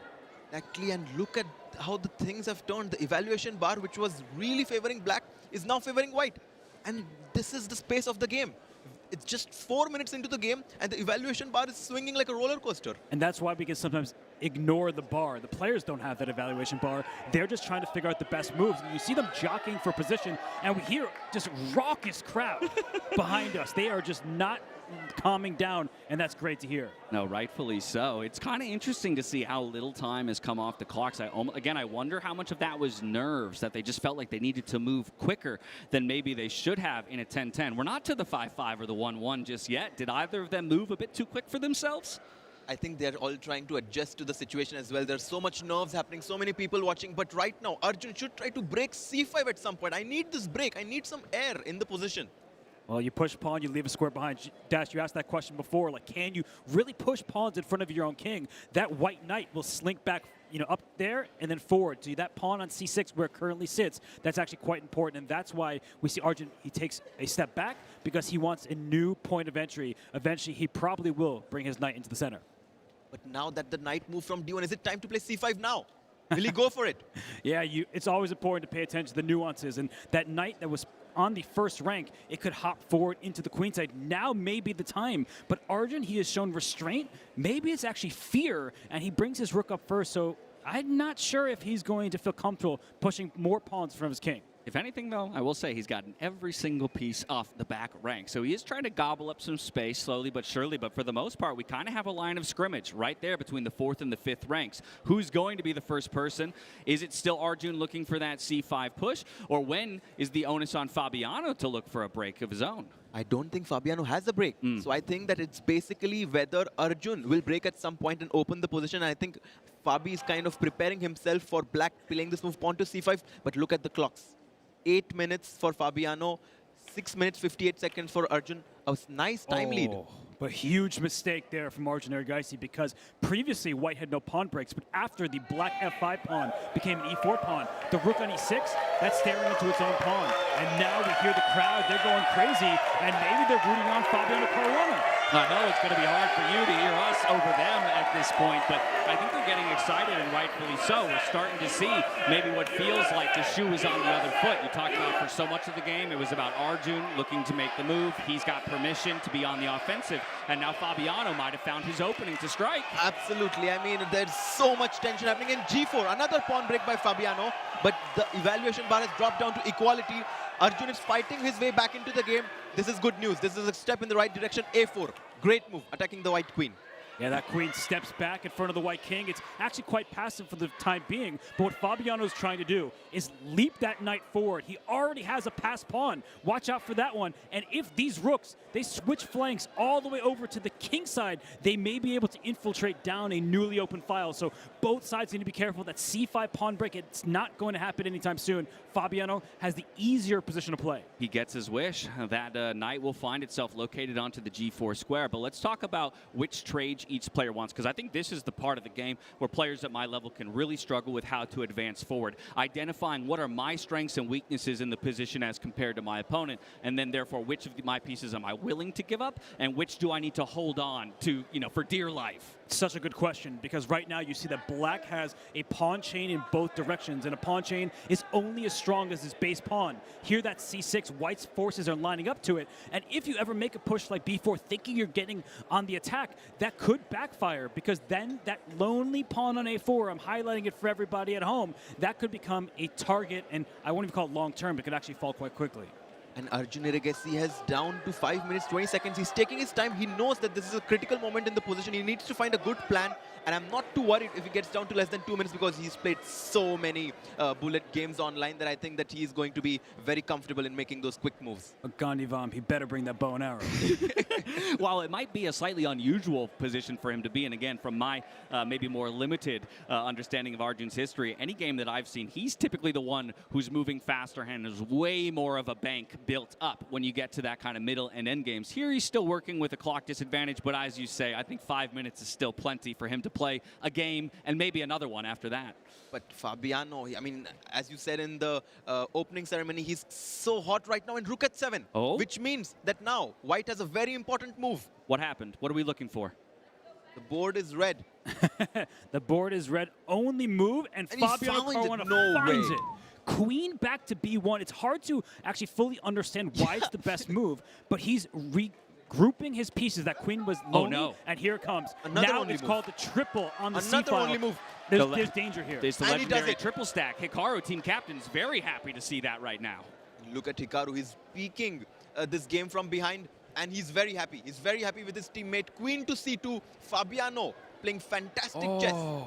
I didn't even realize what's happening, but if this pawn, which looks like it's free, is captured, watch out for ideas like rook takes, sacrificing the rook! Because all of a sudden, the white queen comes in, the black king is hunted. And pressure on Arjun right now. He cannot take the pawn on e3 because of rook takes d5. Yeah, and you could see it in his face right now. A bit of stoicism as he's kind of just staring at a blank wall. There's no good options, it feels like, at this point. Yeah, no good options. If I bring my rook back to h8, trying to control the c8 square, maybe you can just advance. He goes back. He goes back with his rook. He retreats. And right now you see that the edge is unclear what is exactly the best move. But I think white, Fabiano Caruana, he's doing well on the clock. He's doing excellent on the board. Play it slow. Slow, improving moves look good here. You don't need to rush it, but maybe actually switch on over. And oh my gosh, James, the crowd's going wild. You can feel the crowd getting behind him. The chants have begun. They're trying to will him over the finish line, because while we have the benefit of that eval bar that you talked about, Robert, the players themselves don't. The audience as well, actually, in our venue does not have the privilege of an eval bar. So while I think everybody has the sense, and I'm sure Fabi has the sense himself, that he is winning, again, you got to find checkmate. You got to actually make it happen. You can't liquidate to the point that we end up in a draw. And look at the focus that they both have. I mean, even with so much noise in the background, the players are able to maintain that laser-sharp focus. Arjun Erigaisi, I haven't seen him looking anywhere else but the chessboard. He's trying to find any single chance which will allow him back in the game right now. Fabiano knows that he's winning. He's taking his time now. The lead that he had gotten from the start, he's trying to make use of it. I mean, what a move from Fabi and Caruana. The restraint and the whole point, everybody, is white has passed pawns. Don't just think for checkmate. That's not the only way to win the game, True. at least in normal terms. Here it is. But what he's trying to do is push his pawns forward. That queen came up to protect what was previously a loose pawn, and now the pawns are rumbling. And for Arjun Erigaisi, he can't keep everything defended. Look at Fabi. He looked away from the board and gave a sigh of, I mean, you know, he breathed a sigh of relief there. I think he knows that he has this game in his control. Yeah, I mean, this guy right now is playing some of the best chess in his career, coming hot off of win for the Champions Chess Tour. Steps off a plane, he walks in here, and he says, I'm ready to go again. I mean, that to me, I had questions about his energy, about his stamina. You're flying around the world, you're playing different styles and different types of chess, and for him to be able to step off of a plane after flying overnight and put on a performance like this, granted it's not over yet, is impressive to say the least. And let's think about how he lost in that World Championship he played in rapid tie breaks. He has silenced the critics over the years, but what would it be to win the Grand Chess Tour and then come here to Dallas, Texas, and beat Arjun Erigaisi to start the Team USA off with an absolute bang? I mean, this guy is playing unbelievable chess. Robert and James, I mean, I've been rooting for Team India. But Fabiano, I mean, this tells so much about his character. It tells so much about his love for the game. I mean, this guy is traveling 10, 12 hours, you know, internationally, coming here, right with the same intensity. He's right here, and he's doing it in style. Look, I consider myself to be a degenerate gamer by all standards in terms of the amount of time I've put into video games and the like. I think Fabi might be a bigger gamer than me. He goes from playing chess to playing Avalon to back to playing chess. I don't know when this man sleeps. Yeah, and we're not even talking about gaming in terms of And look at him, the he's quality laughing. of his play. He looked at the crowd and he was smiling. Arjun Erigaisi, he gets a move off, but look at this. His rooks, they are connected, but the pawns, they are marching forward. And you hear the crowd dash. The crowd is chanting for Fabiano Caruana as he continues to press forward. And the pawn is on the 6th rank now. 2 more squares and he can make a new queen with it. Yeah, a little bit of a counterattack here from Arjun. He's just trying to make anything happen, right? Give Fabiano something else to think about so he can't follow his game plan anymore. But look at that.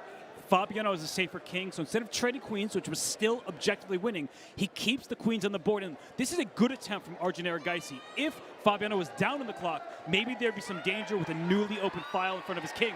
But right now, Fabiano's just up 2 pawns. It's down to less than 2 minutes. The clock is orange now, which means that this is, you know, he needs to increase his pace of playing, but he has no good moves. It might be too late now. Yeah, down to 1:30 here is Arjun. You can see there just in his, player camera. I've got to imagine as that clock changes, again, that's just another ounce of obstacle that you have to overcome. You're catching that out the corner of your eye. I know that now I really have my back against the wall. Yeah, the sweat's not even dripping anymore. It's pouring, and you hear the USA chant behind us. Is right now, Arjun tries to go for an attack against the king, but a new queen is coming. A new queen on the board. Look at that. Look at the crowd erupting in joy as Fabiano is about to win his first game. Game 1, we get a promotion on the board. We will see a couple of pieces liquidate, but now you're looking at a queen against a queen and 2 rooks on the other side. He cannot resign. He cannot resign. That's true. He has you have to play till checkmate. You know, Gukesh had said in that video that we saw earlier in the day, he's kind of excited somewhat to watch some players suffer defeat down the line, and unfortunately the first defeat will be suffered on behalf of one of his teammates. The handshake is extended. Fabiano Caruana wins the first game. USA leads 1-0 Robert. And look at that, standing ovation, huge cheers from the crowd as Fabiano Caruana gets it done on home soil for Team USA. They're starting hot.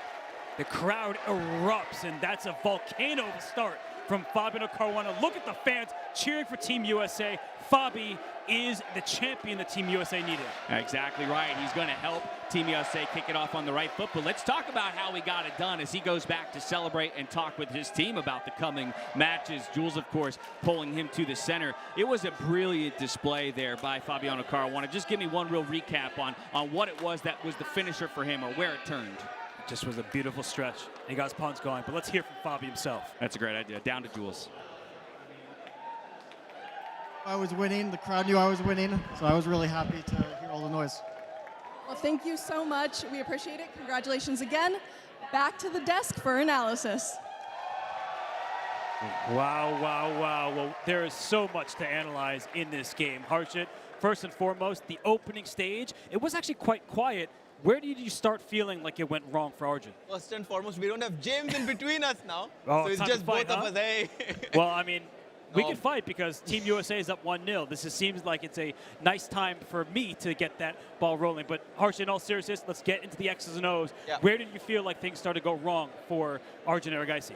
I think he had the bishop pair. We were talking in the opening that the advantage where Arjun has in the opening, I feel like when he played this move bishop to f5, I feel like maybe he could have just kept those two bishops, the bishop pair advantage, and just slowly improve his position. Maybe queen e7, maybe at some point try to get his rook from h8 to e8, centralize the position. Maybe I'm not the biggest fan of this move, bishop to f5. What do you think? Yeah, if we can bring up the board and show everybody at home that bishop to f5 in that position. We talk about the bishop pair is a great success for chess players, especially at the highest level like these two players. But in this game, bishop f5, it was objectively a fine move. But as we continued through this one here, the bishops come off. Now the knight jumps. But all of a sudden, Fabi doubles up. He was given access to this side of the board. And if we do scroll forward up in this game, I think a really critical moment here. This is where it started to really turn.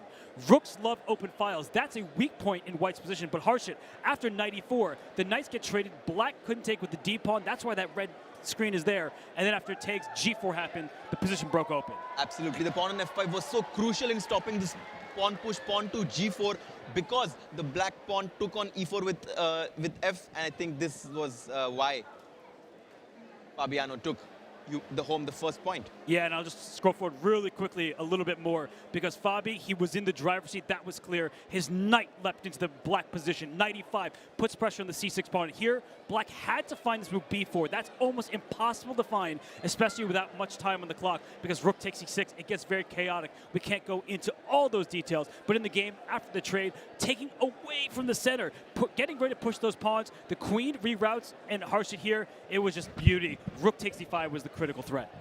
Yeah, queen to c2, and he spotted this so quickly. He played queen c2, queen b1, queen c2 so quickly. I was so surprised to see this because it's not so easy to see it. Yeah, I'm just going to show what would happen. Rook takes e3. There's rook takes d5 as an option. If this capture happens, queen c8, king here, and rook c7 check. So this is what would win the queen. But with that, Fabiano Caruana, this didn't happen, but what did happen instead was still absolute domination because black retreated, white went forward, and then as white crashed through, black sacrificed a bunch of pawns, a new queen appeared, and a few moves later, we did see a check and a mate. So that was game one here at Checkmate, USA versus India. USA 1, India 0. We have the next match coming up, so we'll send it back to the stage and hear what's coming up next.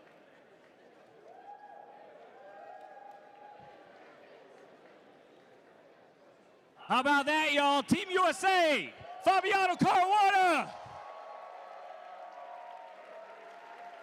All right, but as we know, it's not over yet. That's only 1 point in the win column for Team USA. So please join me in welcoming the young prodigies. It's Ethan Vaz for Team India and Tani Talua Adewumi for Team USA.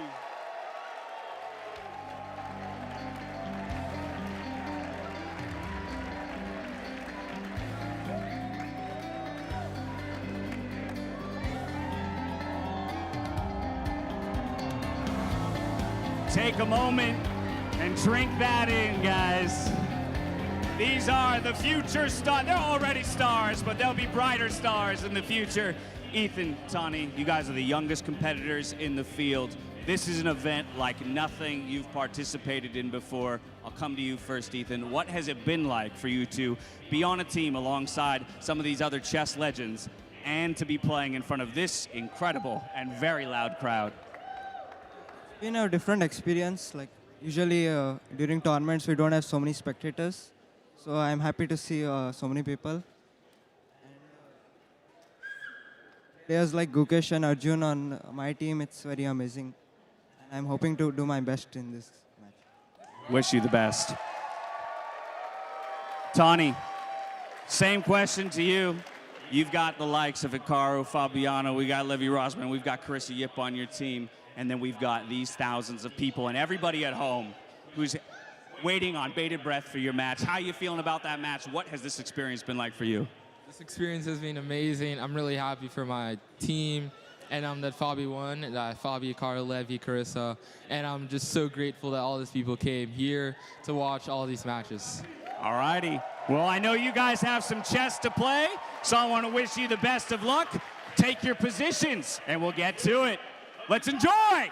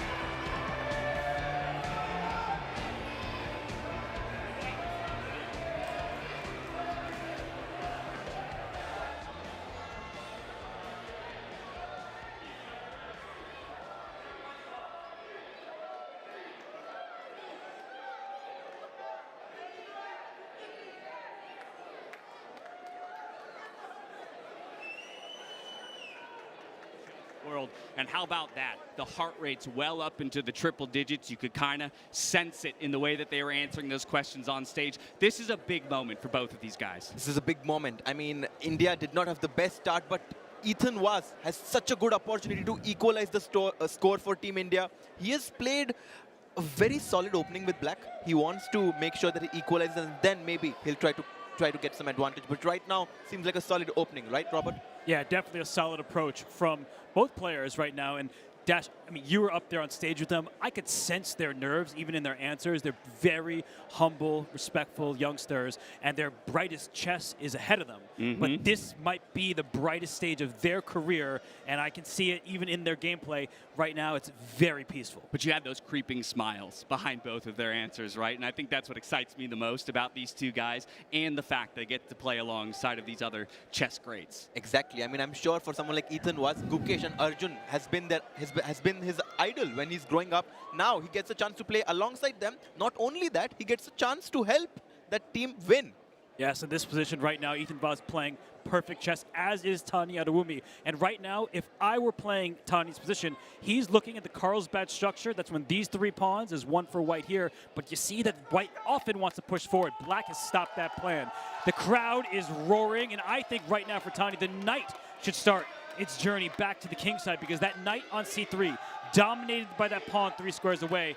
I mean, this is just really maneuvering strategic stuff from both players. And at such an early age, Ethan was showing experience stopping the advance of the minority attack from b2 to b4 to b5. This move pawn to a5, very nice play by Ethan was in the opening. What would you say for young players is like typically the most difficult element or aspect of chess to master? Is it these types of positions where, okay, most of our pieces are developed, but everything is still pretty locked down, and now it's just about like charting a pathway forward? 1,000,000%. The maneuvering angles of chess. And actually, we see Ethan getting quite aggressive with his knight leaping out to g5. There could be a sacrifice in the position. But to answer your question as succinctly as possible, that yes, with a stage where you don't have a clear target, that is so difficult, especially for juniors who just don't have the experience.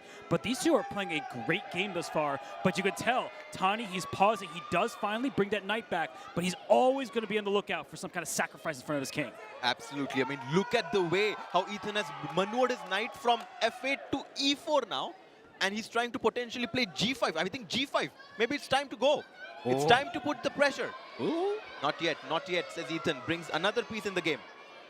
I like what you're throwing down, though, Harsha. You know, beforehand, you and I were going back and forth, but this g5 pawn push is a huge opportunity for black right now. Yeah, it does. Oh, go ahead. D7.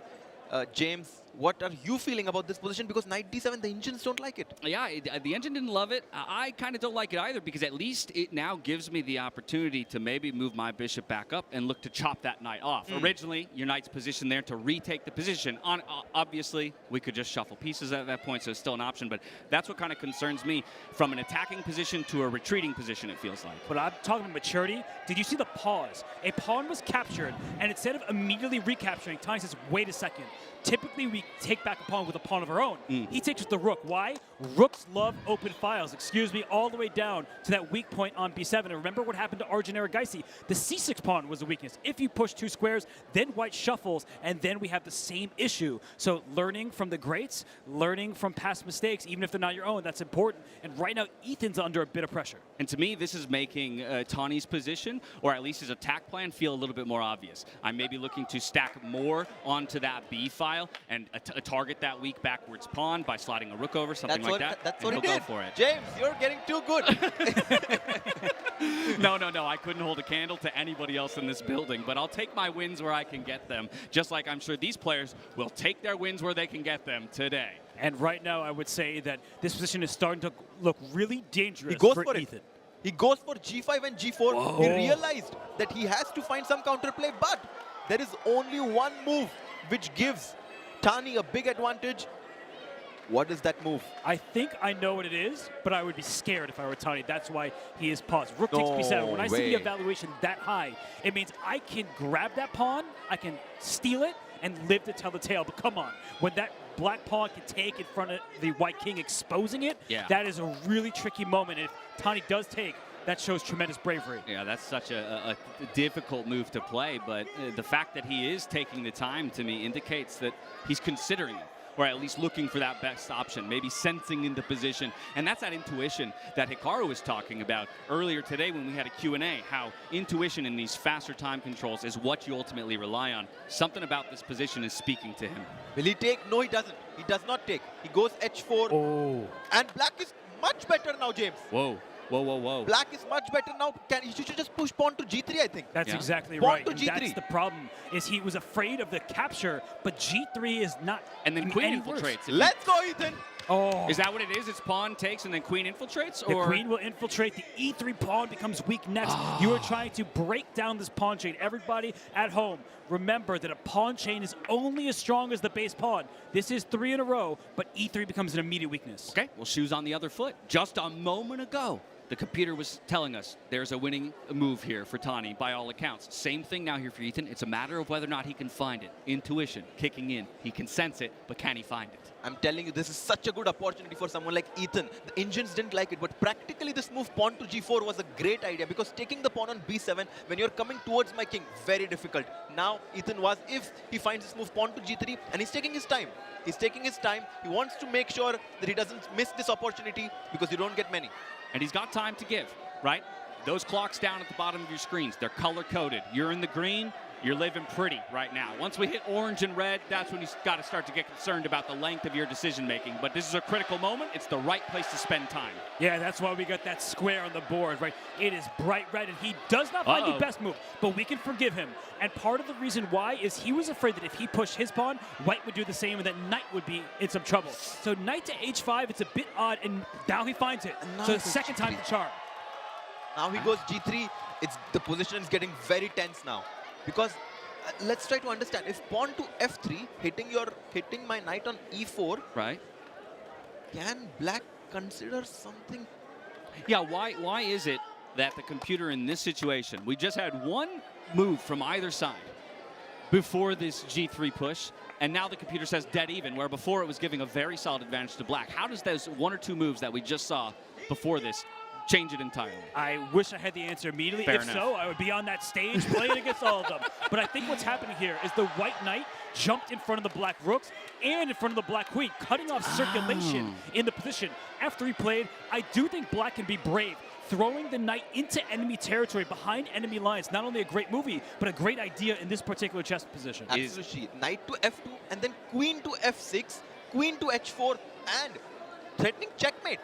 Oh, you are a devious man. Is Ethan the kind of player to play a move like that? It's starting with that jump in from the knight f2. It just feels like you're so offsides in the position in a way. It's a very committal move. He has to decide whether he wants to go all in, and I think it's not a bad time to go all in, because you don't want to go back and be passive, especially in a situation where you're down 1-0. Your team really needs you to play aggressive. Yes, you're taking risks, but high risks, high reward. And you can hear it again. The crowd starting to roar. They're trying to get behind their respective competitors in this regard, trying to will Ethan Vaz to the victory in an equalization of a 1-1. Yeah, we heard India start the chant, the fans there, then USA returned the favor. But this is a huge moment in this match because Queen F6 right away giving up a knight that has to be tempting. It may not work right now, but you know that Ethan Vaz is considering it. He's worked on his tactics. He's worked on his maneuvers. Is it a position that requires the former or the latter? Let's throw our hands up in the air because I certainly don't know what to play. Robert, I know exactly what you're thinking. Queen F6, F takes E4, and Rook takes E5. Something like this. Yes, Harshit is saying, let's give here. He The goes knight for is it. in there, He goes but a for it. sacrifice eventually. This is a wild position dash. And only move now. The computer screen is red, which means white only has one move to keep the game balanced. Otherwise, black is going to take over. Yeah, that's a big piece of technology that we've introduced here for this event in particular. When you see that red border And that's around... No. Oh my God. Gave us all a heart attack for a Yes. moment. That queen slid to a square where the knight could capture, but look at this move. When we take the actual move played, Queen F5 stops black from bringing the queen here, also attacks the black knight. And if that knight were to move, that knight was doing an important job defending. I don't like to use this word out loud, but repetition may be in the air, everybody. Whoa, Wow. no repetition. No said repetition. Ethan. No, sir. Ethan Vaz is going for the kill. He has just sacrificed his exchange. And I love this. I love this for black. Another only move on the board here as you see that red border pop up around our 64 squares. I mean, look, y'all, this is the future. These are two of the future of chess right here. If this is not exciting you, the way that they have taken the gloves off and gone at each other, that's what you want to see from some of your young prodigies. And I'm just not sure whose position I would prefer. I like the material that white has, and we can see that right now white has a bishop and a rook. Black's got these two knights going on, an extra c-pawn. But as we see the position right now, another pawn is hanging. But then black may just go forward and say, I'm going to checkmate you either on h2 or h1. It's very difficult to see how white runs away. So I think that Tani has to be more careful right now. Ethan's on the offensive. Tani better show great defense. Especially in this shorter time control, it's very hard to find defensive resources because he's coming right at your king. The knight is on f2. You have no breathing space for your king. You have your bishop on f1, but it's only defending. It's not really having any attacking chances. He takes the pawn on b7. Wow. Man. I have to imagine this is such a tough position where your resources are starting to get stretched thin between attacking and defending, right? When you're sitting in Tani's position, you've launched a bit of a counterattack. Now two of our very, strong, our major pieces are sitting on the opposite side of the board.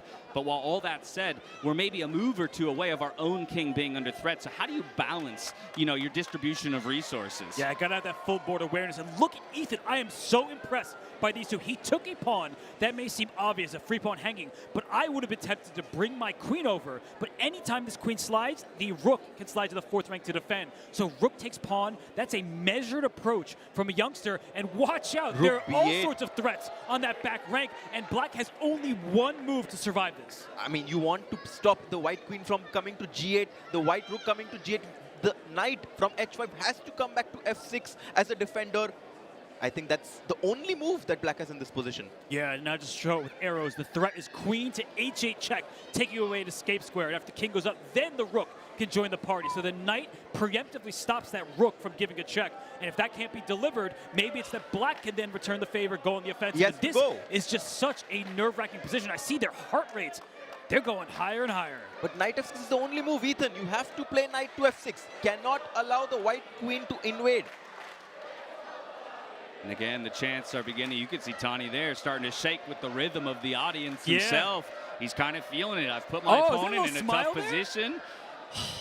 The face of a killer over the chessboard right there. Oh my goodness. Tani's like, look at this. My pieces are on the final rank trying to deliver the fatal blow. And for Ethan, he has enough time to calculate here. So he needs to find not just this one turn, but the second, the fifth. And that's what these players do. No, They're he doesn't play calculating knight so f6. many No, moves. he plays it. and He plays it. the accurate Amazing. defense. That's amazing. Okay, finds the only move. King Now he'll G6. go ahead and move his king to safety there by slotting it up. How do we make more progress, though, for Tani? I only have two offensive pieces right now.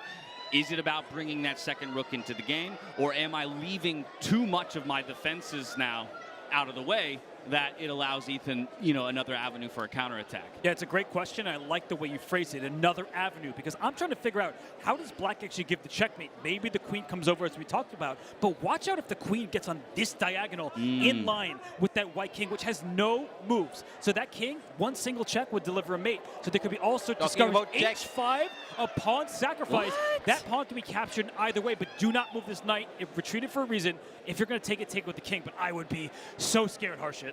Yeah, I mean, taking on h5 with the king, allowing something like queen to g7 definitely looks super scary, but he has to take. I mean, he cannot play king to, I mean, does he really consider king to f5? Oh. No way. That goes against all No, of my and he chess does it. knowledge. I'm bringing my king into the center He of the does, board he does while it. so many pieces are still on the board. It feels so scary. And, you know, we've been talking about variants and all sorts of exciting chess formats. King of the Hill is one of them, but that king will probably die on the hill if it goes any further. But right now it's surviving, and actually, I think the tables keep turning. First, I thought that Ethan had to prove himself. Now Tanya has to find a follow-up because, well, where are the checks? This knight is a heroic defender. It covers a check on h7. It covered the g8 square as well. Anytime the white queen wants to attack, the knight covers the square. And Robert, he's allowing white to capture on h6 because queen h6, queen c5, and black is completely winning. Oh, yeah, that queen would love to get to c5 as we've been highlighting. The king on f5, I mean, you can't give it a check, so what should white even do here? This is incredible, incredible level that both players have shown so far. It's possible that Ethan Vaz will equalize the score. Rook to b4. The best move. No way. This is amazing back and forth chess from these two. They total 30 years of age. They're both 15, and they're playing like they're veterans who have seen it all. And rook to b4, it covers key squares, making sure the black queen can't infiltrate.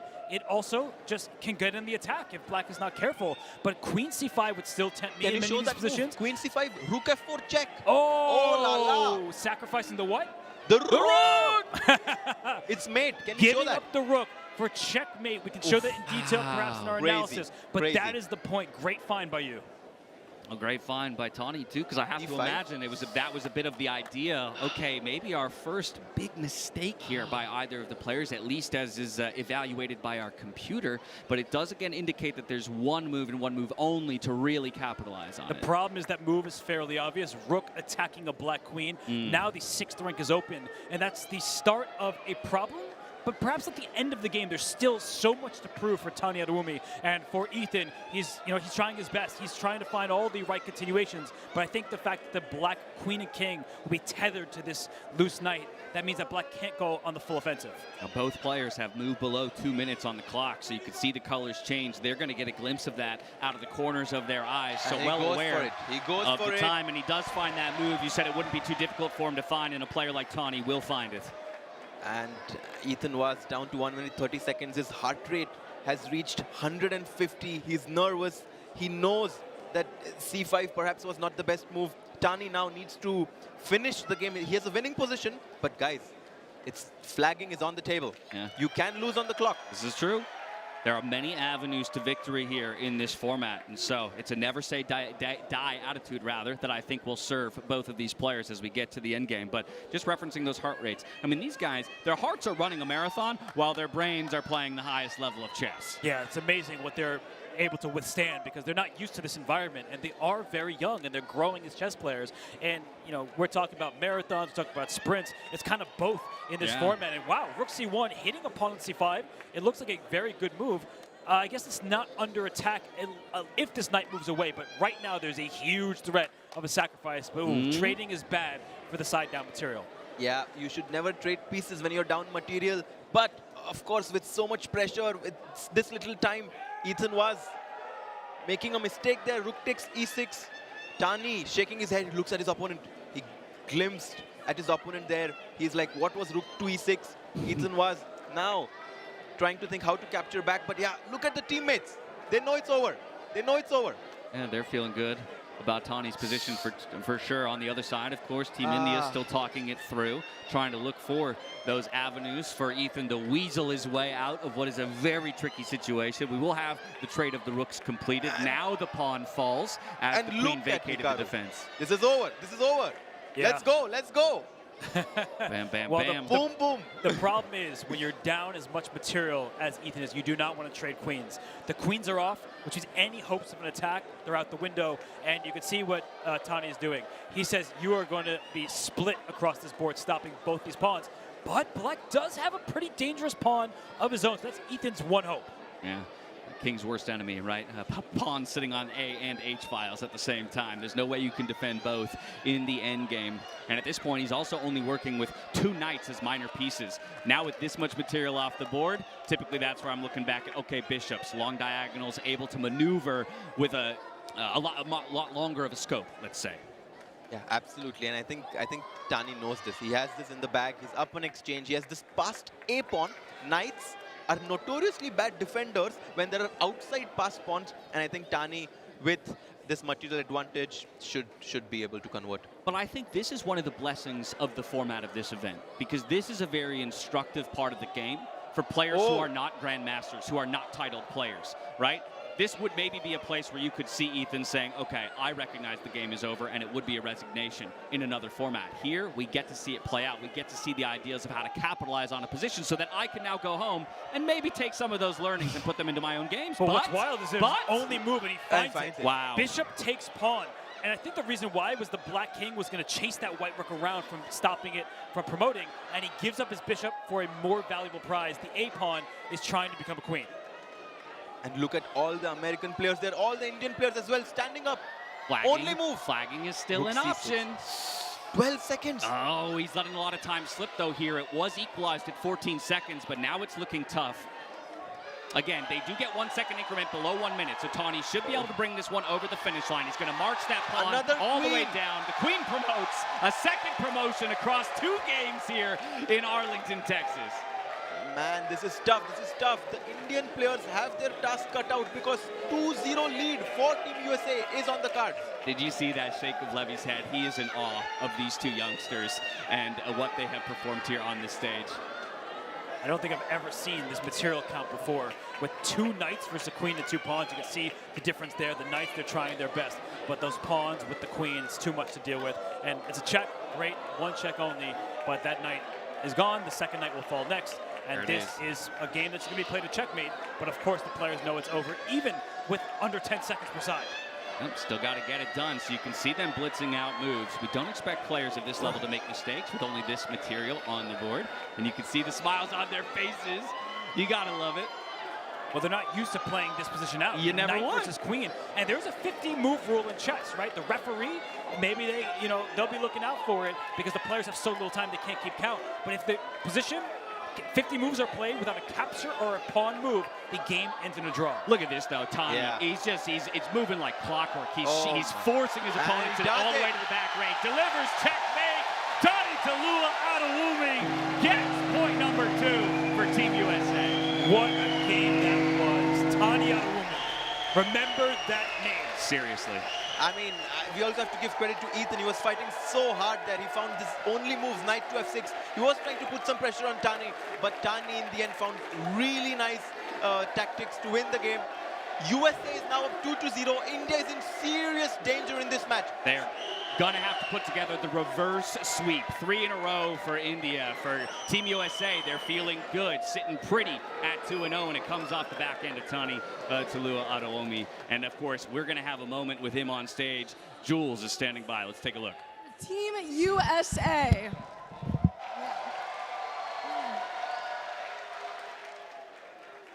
Now, the match has not been won, but you have won your personal game. So I must ask, how are you gonna celebrate tonight?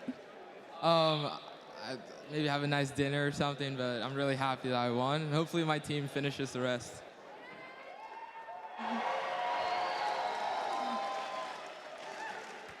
Thank you. All right, are we ready for more chess? In just a few minutes, we are gonna see our next game. For now, we're gonna go back to the desk with analysis. Thank you, Jules. Always great to hear from the winning player. And as we dive into the details of this previous game, it was back and forth, Harshit, but ultimately, it seemed like Tani was able to keep cool when it mattered most. Absolutely. I mean, there were these few moments in the middle game, especially after Ethan was sacrificed his exchange on e5. If we can go towards that position, I think that's where the game turned in Tani's favor, because there was a point where there was a possibility of repetition for Ethan was.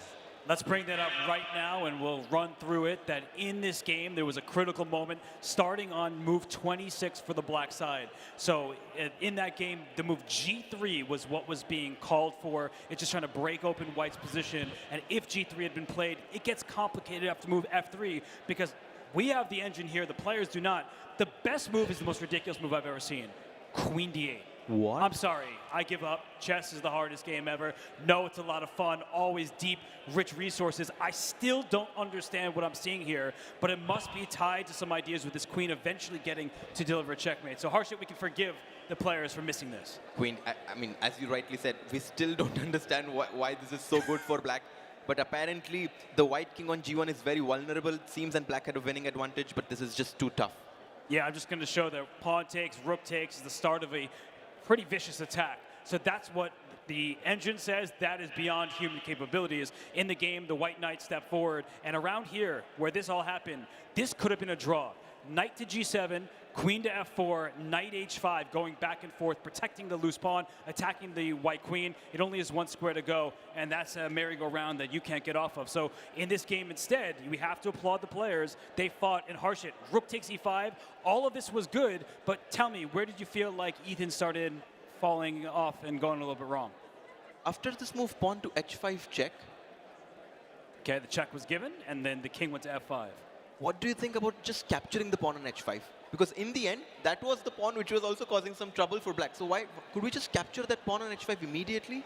Yeah, maybe that would have been a bit safer, but nothing looks safe in a position like this. The queen comes in, one check would be checkmate to the black king. Rook comes to E7. You see that the engine says only move for white, only move for black. You could forgive the players under the duress of time trouble. But as the game continued, as this game went forward, the black king was in danger. And then I think here is where it was just over, because once the queens come off the board, white has a rook, and black only has a couple minor pieces. The pawns are going, so that really was where things got at hand. So Harshit, a tough one for Team India. Definitely a tough one. It could have been anyone's game, you know, because it was so complicated. One mistake by Tani and Ethan would have been the winner. But today, it was Tani who brought Team USA the full point. The second full point for Team USA. That means they are 1 point away from winning this checkmate showdown. Team India needs a win. Divya Deshmukh and Carissa Yip are up next. We'll throw it back to the stage where Dash has both players who are going to be very stressed in a must-win game for Team India.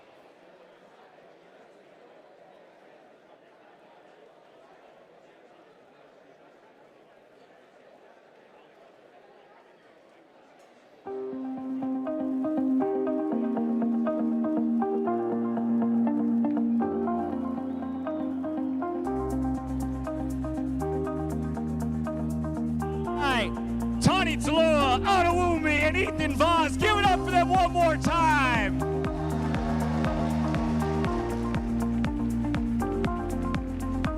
All right now, y'all, it's 2-0. The pressure is on for Team India as we move into the third match of the day. So next up, join me in welcoming, representing Team India, it's Divya Deshmukh. And on the other side of the board, representing Team USA, Carissa Yip.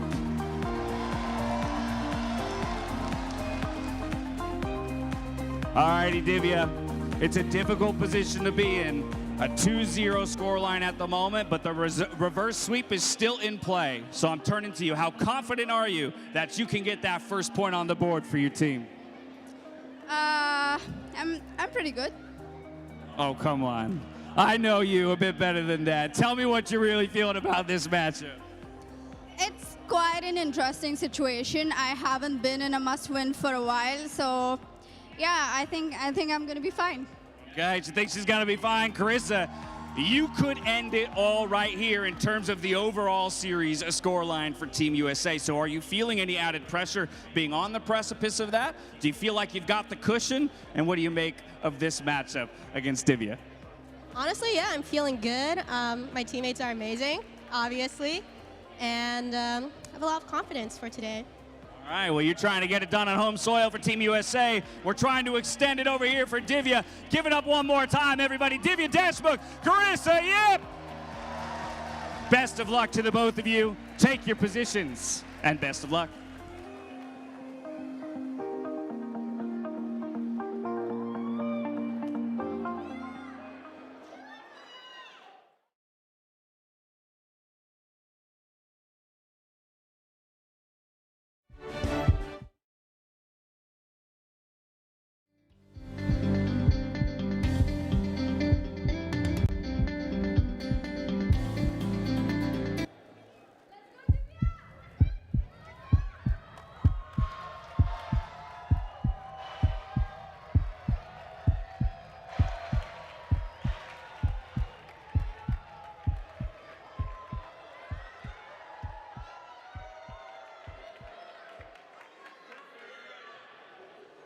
Divya, are you ready?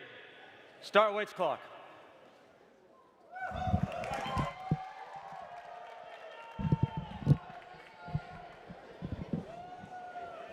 And there is kickoff between this game between Carissa Yip and Divya. This is the board where all the Indian fans are going to, put down and say that Divya Deshmukh has to win now. It's a bit of a do-or-die situation here for Team India when it comes to the overall series scoreline. But I got to be honest, Robert, if I had to pick somebody from Team India to be in that third position, down 2-0, I think it's a player like Divya. You mean you'd pick the person who won the Women's World Cup? Yeah, I think, yeah, you're right. And Maybe it was an easier decision than I made it and seem. And also won the Tata Steel Rapid after not even being initially invited and being a replaced player, not preparing. Yeah, Divya is unbelievable. And the format actually helps in this way because normally you could get 2 draws to get to your 3 points. Here, a draw means you play a quicker time control. And both these players, they're skilled in all disciplines, but I think for Divya, it means that a draw is not the end of the world, where it might feel that way if it counted towards the final score. That's an interesting point. It is true that you don't necessarily, while it's difficult to find draws in this format, there is the possibility of it,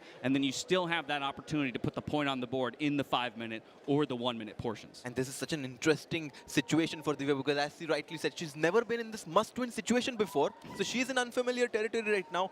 I think she's going to raise her level even more because she knows India has to win all 3 games now in order to win this matchup. And you say in unfamiliar territory. I think she's in unfamiliar territory on the board because a knight was just captured. And normally when a piece is swapped, you capture immediately. She has 2 separate ways to take that knight. Okay. If she takes away from the center, the queens can come off. I was going to say, typically I'm told to capture towards the center. In this case, she captures away.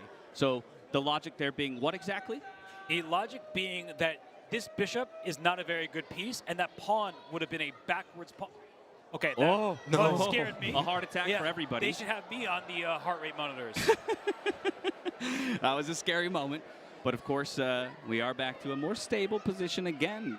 Computer, though, still favoring a bit here. Carissa Yip's position in the end. What about it does it like? Does it just like that it has a little bit of control there on the e5 square from the pawn, so I'm sort of locking down the position from black? You actually made the most key point, the pawn on e5. That's the big difference in the position right now because of that pawn, the bishop on c8 is completely trapped. It cannot really find any good square, and this next move, pawn to c4, is going to give white access of the d line as well. The bishop on b4 also not really well placed, so it's basically piece activity which gives white such a big advantage.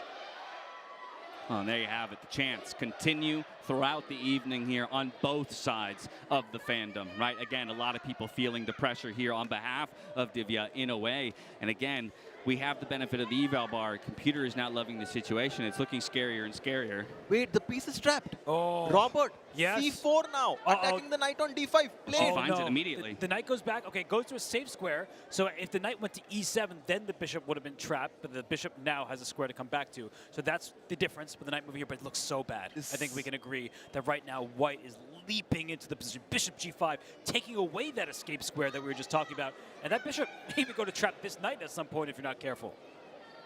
And bishop, there is a very nice move. Can people in the chat find it? Bishop g5, pawn to h6, and she finds it. What a move! What a move! Yeah, that is a nasty Walk me move. through it. Because the knight now is under attack. So that means the knight should move out the way. But if the knight moves, then that bishop gets trapped because the e7 square, which I was claiming was an access point, no longer is. The bishop covers it. This bishop will get trapped. The knight interposes. You hear the crowd. They're like, whoa, I would never consider that. A pawn to take the knight. But if the pawn takes the knight, then the bishop is captured. Yes, white will be ahead by at least a pawn in these lines. But Divya's hoping, at least hoping against hope, that she can survive from there. She takes the knight on d5. After you take my bishop on d8, pawn to d6. Again, you know, in all the 3 games so far, the white pawns have been marching so close to the final rank. It's crazy. I mean, we can see 3 promotions. Potentially. We could. There's a possibility of a 3rd promotion across 3 games in this one. Divya, though, is still going to fight tooth and nail to prevent that from happening. Now, I would think that pretty immediately you grab back that bishop, but is the consideration whether or not to snap up the pawn and kind of create that chain of 3? That's exactly right, yeah, because if you take this pawn on d5, you also threaten this knight on e4.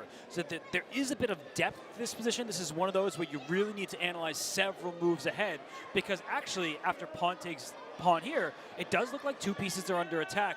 And, well, there's a bit of mystery in the air, but Harshit, I see you, you're chomping at the bit. You know, white does have a big opportunity now. Yes, and she plays it immediately, without even thinking. She's like, you have attacked 2 of my pieces, let me attack 1 more piece of yours.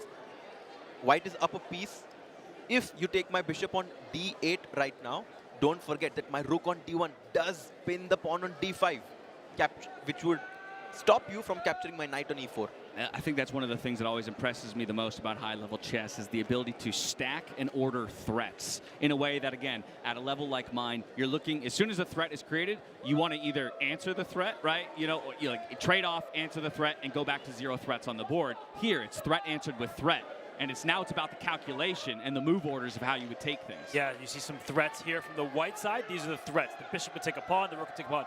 Not serious. But from the black side, there's all sorts of pieces hanging in the air. But as Harshit pointed out, after pawn takes bishop, you cannot take that knight successfully because the rook was hanging. That's where Divya had to spend a turn. She's down a minor piece for just a single pawn. She's just down a piece for no compensation. I saw Carissa turning towards the audience there, giving a smirk. She knows she's winning. She knows if she wins this game, it's a clean sweep. There was swagger in that chair swivel, if I do dare to say so myself. She is, I think, maybe feeling a bit like she is on the precipice of locking it up in 3-0 fashion for Team USA here in the first ever Checkmate event. And I think we hear people just rooting Divya on. They know that she's in trouble. They can count the pieces. And here the piece number does really matter.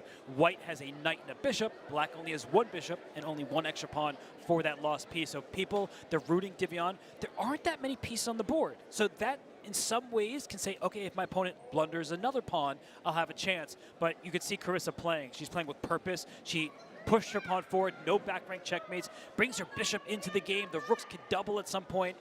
All the right moves. This is not looking good. And also, you know, just like in football, if there are 6 versus 5 players, that's usually a bigger advantage when there's 11 versus 10 players. So with less pieces on the board, sometimes the advantage can increase for the white pieces. Now you say that, but what's another thing we always talk about in traditional sport?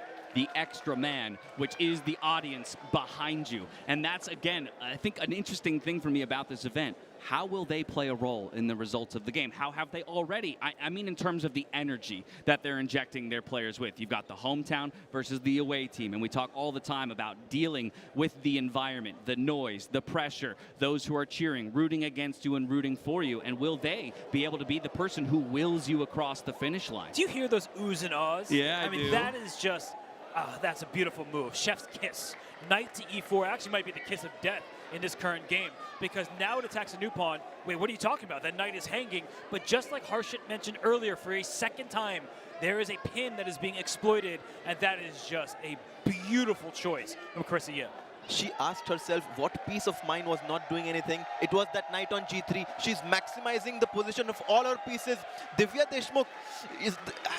here's the crowd shouting. She knows she's in a bad position. I mean, I'm in a position where I'm looking at, next moves for Carissa's bringing that knight up to f6 with a check on the king. You're kind of locking that knight into that position. Can't be traded off because my opponent doesn't have a dark squared bishop or anything that can trade easily for it, and I've already advanced some of my pawns. So again, the recipe here feels pretty simple for Carissa to follow. Is there a wrench that Divya can throw into that? Can she sneak an ingredient into that recipe that Carissa is not thinking about? I think Carissa is right now just playing with too much poise. Because had she taken this loose pawn immediately, then at the end of the trades, it might be hard to visualize for people, but this pawn was loose and black then would have a passer. So what Carissa is doing is she is maintaining her composure. She's also restricting Divya from finding any semblance of counterplay. I mean, this is just a one-sided affair, and for Divya, Deshmukh couldn't come at a worse time. Yeah, I mean, not only are these players playing for national pride, not only are they playing to learn them something by themselves, to improve for all the spectators here, there is also something tangible that they can win.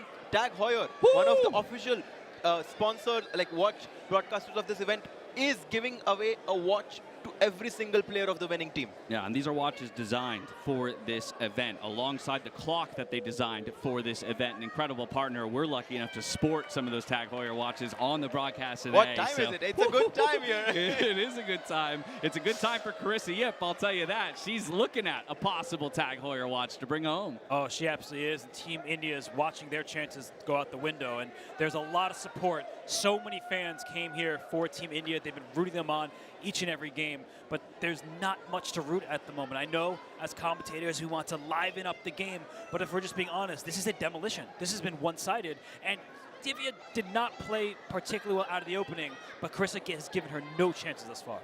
Already with the pawn on e5, the knight on f6, I see mating patterns, Robert. I see mating patterns with the rook coming into g8. That would be checkmate. And the clock, to a degree, kind of tells that story, right? The fact that not even 3 minutes has left the clock of Carissa just tells me that there's really never been a point in this game where she's second-guessing the position or what her next move needs to be. Instead, the onus has been on Divya this entire time to find an answer, being immediately set on the back foot. And I think she just felt a ton of pressure because her previous two teammates lost their game. She knows that a loss is unacceptable, but you can't think about the result in chess. It's an objective game. And as soon as you start thinking about the result, you're not really playing chess anymore. You're playing, hope chess. I need to win chess. That can't happen. And for Divya, I mean, she would love to win this game. Look at that last move, pawn to a3. Wow. She's trying to throw a spanner in the works, and it is a confusing choice. I mean, whenever you're losing, you always want to change the character of the position. That's what I try to teach my students, that you always try to make it complicated. And I think a3 is making the position complicated, but Carissa showing so much experience, taking 30 seconds of her time and just chopping that pawn back on a3. I love that idea, though, changing the character of the board. It's a great word, and it's a good picture, ultimately, because it is such a visual game, and I think when it comes to learning concepts, like that is a great way to, for myself now, to now think about the way I approach an endgame. Things aren't going well for me. Change the character of the game. Change the pace of the game. And sometimes it's not about the quantity of pawns, but the quality. And by giving away one pawn, you sprung free a lane. And that's like a block in the NFL, right? You just make sure that lane is open, and here the rook would be under attack. And that's exactly what's going on right now. And you see the red box, only one move, it is found. This bishop is defended enough times for the moment, and that's more pressure on this piece. But this is where, retreating moves come to mind, bishop here. But Divya wants that move to happen, Harshit. I'm sure. I think Carissa is going to take her time right now, and she's just going to be ruthless and take that pawn on c3. It seems like I'm blundering my bishop on d5, but this recurring pin that has been happening on the d line is going to... Yes, she does it. She does it. And we're going to see all of those moves, and that's why Divya takes back with the rook on d5. Smart. Smart. The only chance to stay in this game. And you see now it's a bishop for black compared to a rook for white, but white also has two extra pawns, and that's really what tells the main story. Because if it was only bishop versus rook, there'd be good chances for Divya to hold, but that a pawn, just like in the previous game. So let's talk about outs. While I know there aren't many here for Divya in this situation, yes, we're playing through to checkmate in most situations, but there is still avenues to draws, technically. But are there avenues to draws with this game state is the next question. Honestly, Carissa is making chess look so easy right now. She has been playing phenomenally well. She gave no chances to Divya. And for everyone watching to understand, I mean, it's very difficult to do this, to outplay someone like Divya right from the opening and play so effortlessly. I don't see any chances for Divya as of right now to come back in this game. And you hear the fans, they're chanting on Team USA. They sense the end is near. I would say that maybe Divya will try to push a pawn here, try to create a weakness there. But what Chris has done is kept everything under control. You want pawn chains. This is what's going to happen. Just make sure that all your pawns are safe. And yeah, that's Connect 4. Different game, but still a winning idea. David Howell's favorite game, as I've become aware with my time Connect next 4? to him. He will declare any game won when 4 pawns have connected into the middle of the board. But it's the right moves to make, right? It's calm, steady play here from Carissa, getting those pieces into slightly improved position, getting the king to start marching down the board. Okay, the Connect 4 has been defeated. Maybe in a game of Connect 4, Divya has a chance, but in a game of chess, it's not looking good. You'd have to reverse their time situation because you see that Divya is under a minute, Carissa has more than 5. If those were reversed, then we'd say, wait, you have to find accurate continuations, but you don't have time to calculate. So here for Divya, she's doing all the right stuff. Honestly, wait a second, you do need to watch out. If that black rook gets behind the passer, it's not so easy to move. The black king is very active. Exactly what you want in an ending. Use the king as a weapon. Okay, I have a crazy idea. An illegal move. Illegal move? Can you sneak an illegal move in? That Carissa accepts. Just take off that white rook off the board? Well, or just position a piece in a way that, again, maybe Carissa goes, I think that's still good for me, right? Because now you're forcing your opponent to decide whether or not they want to hit the claim on the illegal move or let it go. I mean, and that just introduces a spanner into the works, as you say. That is true. That would create some serious confusion. But honestly, what she's doing without making illegal moves, all of these rational moves from the black side, she just gobbled up a pawn. You ask about counterplay, watch out. That could be a danger. This rook can slide back behind that passer, and if you put both your rooks in the line, bishops are good at skewering pieces like this. And the good news for Divya is that the promotion square for that A pawn is a light square. So at the very least, my bishop is still not fully out of the game in terms of its defensive prowess. That's a very good point. The bishop on e6 can control that a8 square, and she's just pushed the pawn, but rook behind the passed pawn, that's always a great square for the rook to be behind the passed pawn, and the h pawn is rolling. Oh my goodness, this is a serious game all of a sudden. Both players are trying to get their pawns rolling forward.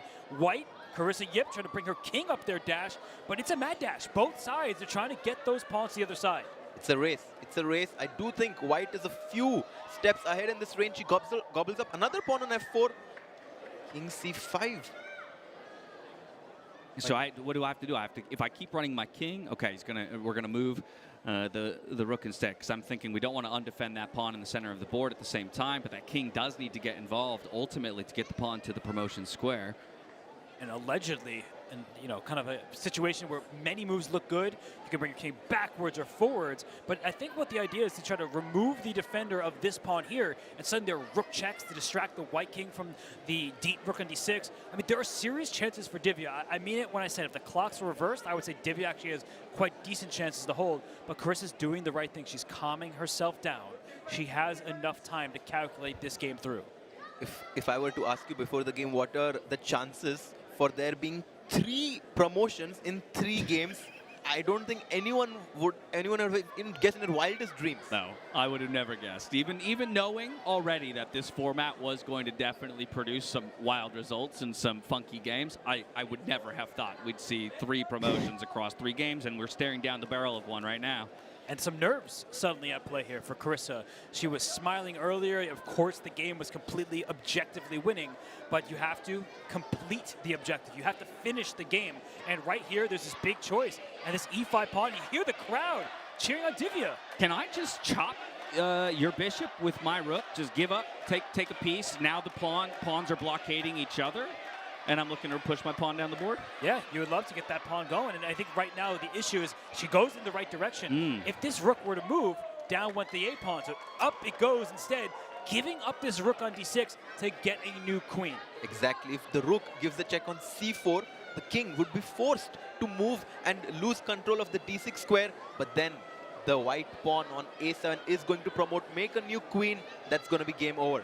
3 seconds on the clock here for Divya. She'll get a second back per move that she makes. She's going to look for the check, but it's going to remain on the A file here, just keeping an eye on that pawn. But at this point, the king moves to defend it and threaten the rook at the same time. Time! Time. Time is out. Time is there out. There it is.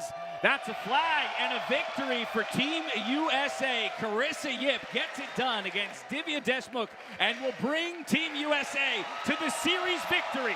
3-0. It's a sweep. Clean sweep. Get your brooms out here. And Harshit, I know you're shaking your head, but when all was said and done, Team USA, they got it done in time scrambles and early stages as well. Absolutely. I mean, the game started off being so close, but as you rightly said, in time scrambles, the Indian players maybe too nervous. Not sure what happened there, but Team USA has done it. Yeah. I mean, again, it is an unforgiving format, right? The demands that these players play all the way to the end. But let's go to the stage now as you saw Jules, who is standing by with you Carissa have just clinched victory for Team USA.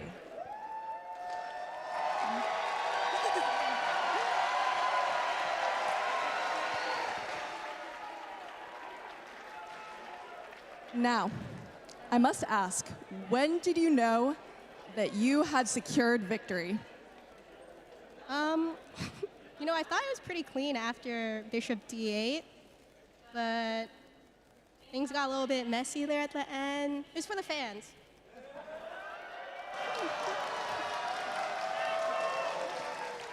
No, Divya played really well. I think she came back from a pretty iffy position. I got, really stressed at the end there, but thankfully I kind of managed to pull it out. So. Absolutely. Well, a huge congratulations. Let's give it up for Carissa.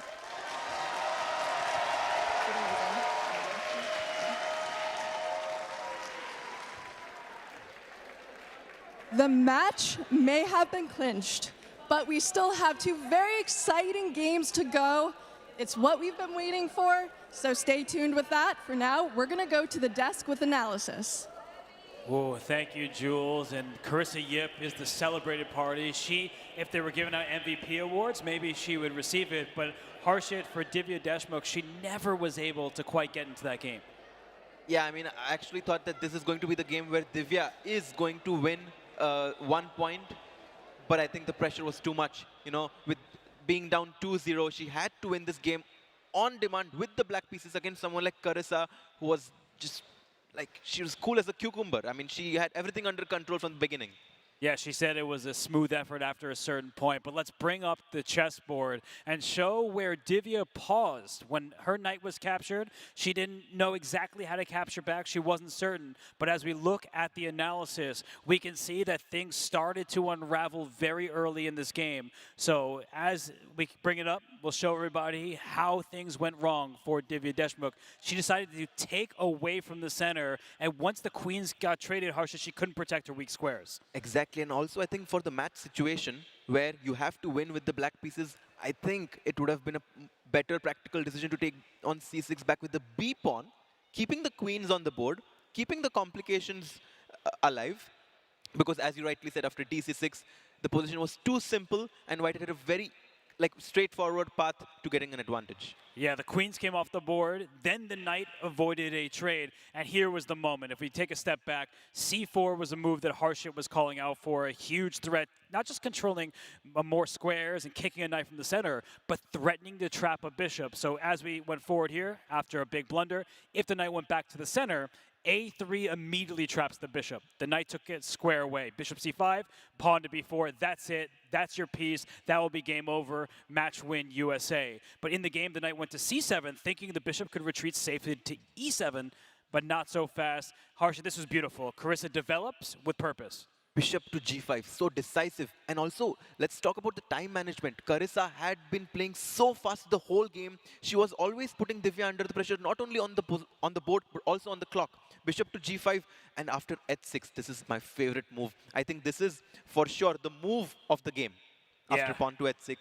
You don't get a queen for getting your bishop to the other side, but maybe you should. I mean, this move, bishop to d8, threatened the knight on c7. As all those arrows were showing, the bishop no longer can retreat to that one safe square, and that's why Divya tried to take matters into her own hands. It was a really tough moment here. I mean, if she tried to bring her knight over to the rim, then the bishop gets trapped in the same exact manner with pawn to b4. And yeah, the bishop can slide out the way and attack the white bishop, but a very simple retreat, and Harsha, that's all that was going to take.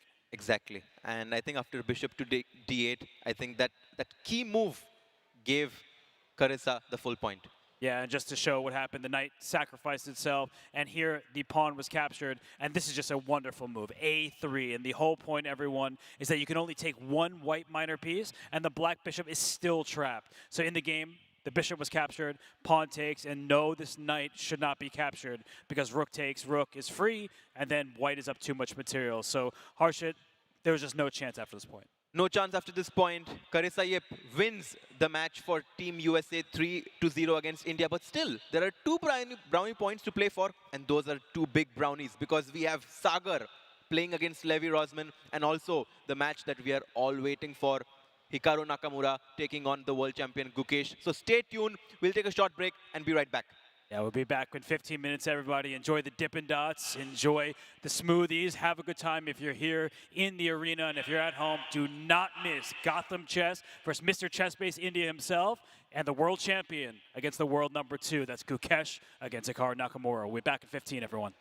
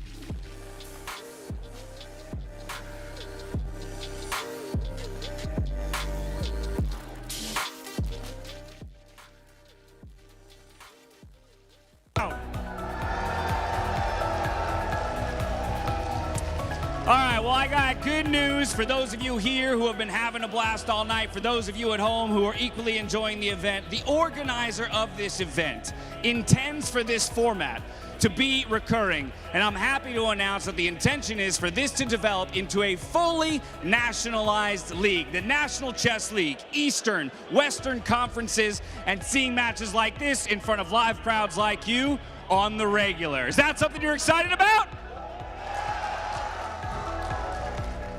And I'd say rightfully so, because so far these players have delivered every step of the way.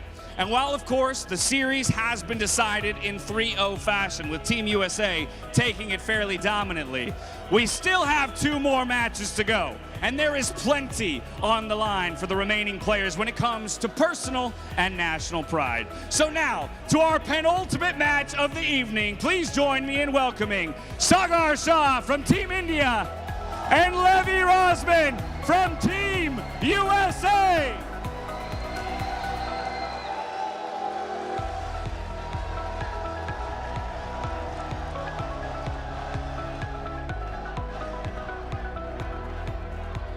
Now you two are no strangers to having major audiences in your own way. But typically you interact through your audiences through the internet, across a screen, having that barrier. Sorry, let me get out of your way then. Fine, stare each other down. Let's go.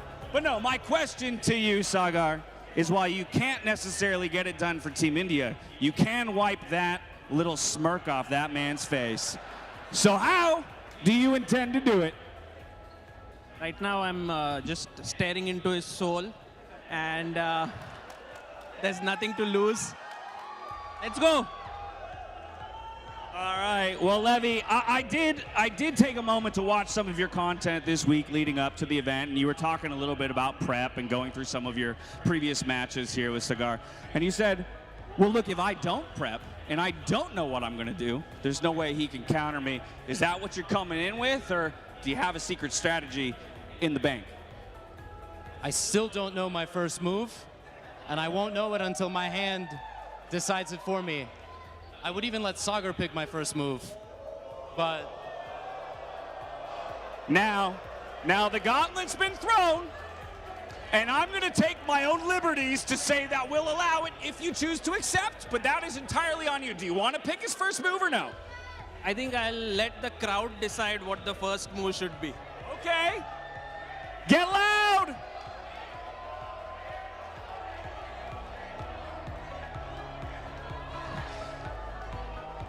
Are you hearing one move above the rest? I do. I think you will be entertained, and also you all look great tonight. Thank you for all your support, and... All right, y'all. 2 of the most known figures in the chess world, Sagar Shah and Levy Rosman. Gentlemen, take your positions, and best of luck!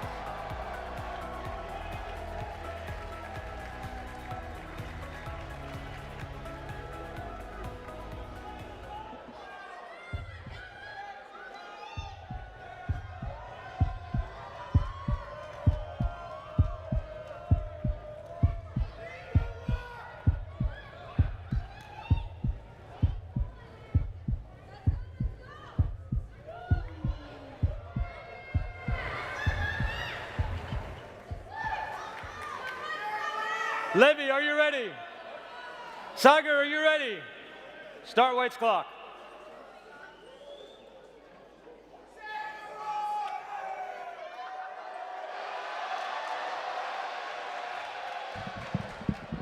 And the most exciting game of this, one of the most exciting, has started. And the first move, bird's opening, pawn to f4.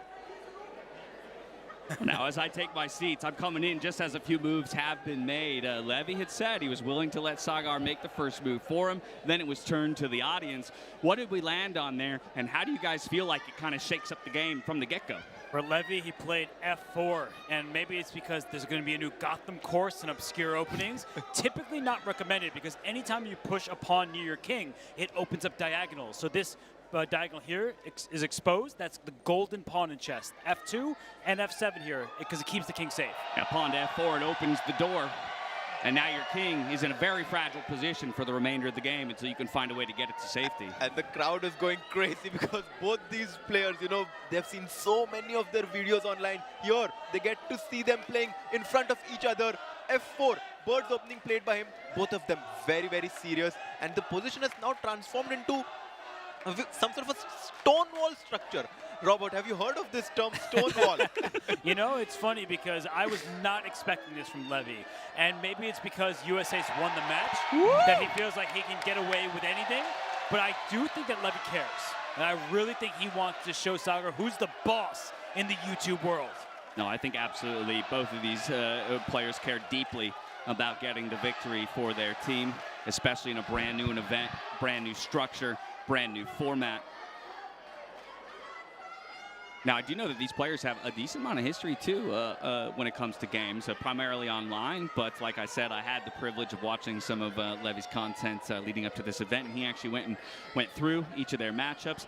It's good to see him be so critical of the mistakes that he made in those matchups. But my curiosity is always, you know, how much are these guys, how much do you as chess players typically remember and bring into repeat matchups against opponents in terms of styles, tendencies, maybe again weaknesses that I can attack? You know, like, how do you build that in your brain when maybe you've played 4 times, but it's been over the course of 6 years? Yeah, sometimes you actually have to throw the history out the window, because even if you've won all 4 games, you're a new player. And I think players change with the seasons. It's not like, you know, some players, I have to say, do play the same opening over and over again because they've studied it so in depth. Others, they're moving targets. Today, you're going to get e4 on the first move. Tomorrow, d4. And guess what happens next? Nobody knows, including, as Levy said, himself. So Harshit, I mean, you want to be a moving target at this high level. Absolutely, and he goes for this move, pawn to f4, completely unpredicted. And now, 10 moves later in the game, he seems to have a good position from the opening, which just goes to tell you that sometimes, if you know where the pieces belong, no matter what first move you make, you can still get good position. Yeah, and by the same token, opponent makes an improper or, you know, maybe not the best opening move. You have to know how to punish it, right? And at the end of the day, I mean, I can tell you this, I wouldn't know how to punish f4. No, I mean, it's not something that's that bad. It's just usually not advised because it gets, especially beginners, in trouble on the dark squares. But in this particular game, we have that stone wall structure that Harshit was mentioning. It means that central breaks are hard to come by for Sagar, and he just played a move. It looks like a capture. He exchanged knights. I mean, Levy is definitely going to capture towards the center, and after this, we're going to see some pressure on the queen side. I mean, Levy does have the initiative right now. He's gotten away with the opening. Fans in the crowd getting a handful of that popcorn, enjoying the show. You'll love to see the smiles on the faces here. And again, everybody continues to get loud, supporting both of their countries and their players. And look at these fans chanting, "Let's go, India, let's go." Sagar Shah, will he bring India the first point? And queen comes out to defend against the threat that his opposing queen was looking for. So do we take the trade? That now becomes the question. You know, it's funny, because normally when I commentate, I'm not biased at all. Here, I've been rooting for Team USA from the start. True. And right now, I'm rooting for a draw. And I typically don't say that in chess, but you know what? I want some quicker time controls. I want the mayhem, because the game, yes, is a draw. That means they start over, 5 minutes per side. Can't repeat this bird's opening, and we're going to have fun with it. And that's a good point. I would like to see these guys play 3 games. Let's go to 5. Let's go to 1. I mean, if I was Sagar or Levy right now, I would love to press that claim button and be like, my opponent is playing too bad. They would be the 2 guys to think of something like that. So, you know, only a few minutes off the clock for both players. Plenty of chess to be played. Maybe we will get a bit of a showman moment like that. And you ask this question, does white want to allow this trade of queens. If black takes the queen on b3, it will allow the white pawn to capture towards the center. You always mentioned that the pawns should capture towards the center, and that's a very important point because pawns in the center are much more valuable in the middle game than they are in the end game. Okay, so now it's onus on Sagar to decide, do I want to go for that trade? Am I giving my opponent an excuse to centralize or move that pawn a little bit closer to the center of the board? And ultimately, is that something I want to do? I think that Sagar at this stage, he's reacting for the most part because Levy has made a move, a developing move with the bishop, putting pressure on this pawn on e7. The queen left the defense of that square. So I think for Sagar, the crowd is really, they're going crazy because Levy's hyping him up. Levy's hyping him up, man. He's like, it's your time to think. I'm going to get the crowd loud. I'm going to make it difficult for you to think. And that's another piece of all of this. How do you play the crowd? How do you involve them into it? Sagar bhai is so serious, but let's go. Sagar bhai, you have to win somehow. I feel like he has to trade the queens off in Sagar's position. I'm talking about because where else does my queen go? I'm stuck there for the eternity of the game if I don't choose to trade off. That's right, because black is not fully developed, right? This rook and knight, they're stuck at home. And I think that if white takes in d5, the issue is forced. Because after pawn takes d5, the queen is also threatening to capture again. So that would encourage Sagar to trade queens. But h3, that's a tepid move. I don't love that. It's a bit slow. White is still better. But I feel like, you know, for Levy, that if he plays too many of these moves, he could lose the initiative. The old waiting move. He's making a waiting move, improving his position, but I feel like Sagar has to start playing quickly. The position is so solid that it's very hard. It's going to be very hard for him to find a weakness in white's campus. But if he can put pressure on the clock, that's where he can get his chances. I think the best strategy for Sagar is just blitz out his moves from now on. Okay. So asking for that change of pace, change the character of the game, if you will. Exactly. I think the character of the crowd has changed. They're rooting just nonstop now. Lots of Levy fans here.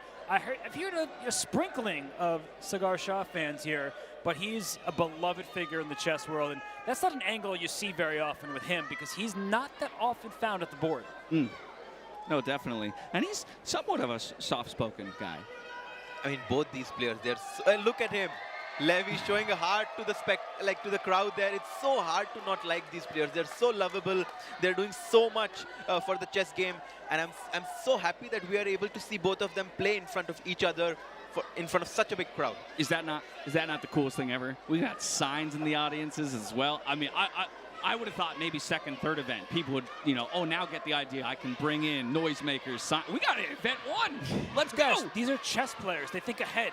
That's true. You're right. That's on me. Yeah, exactly. Come on. That was a softball Yeah, there. they're thinking 25 moves ahead right now. Chess fans are amazing fans.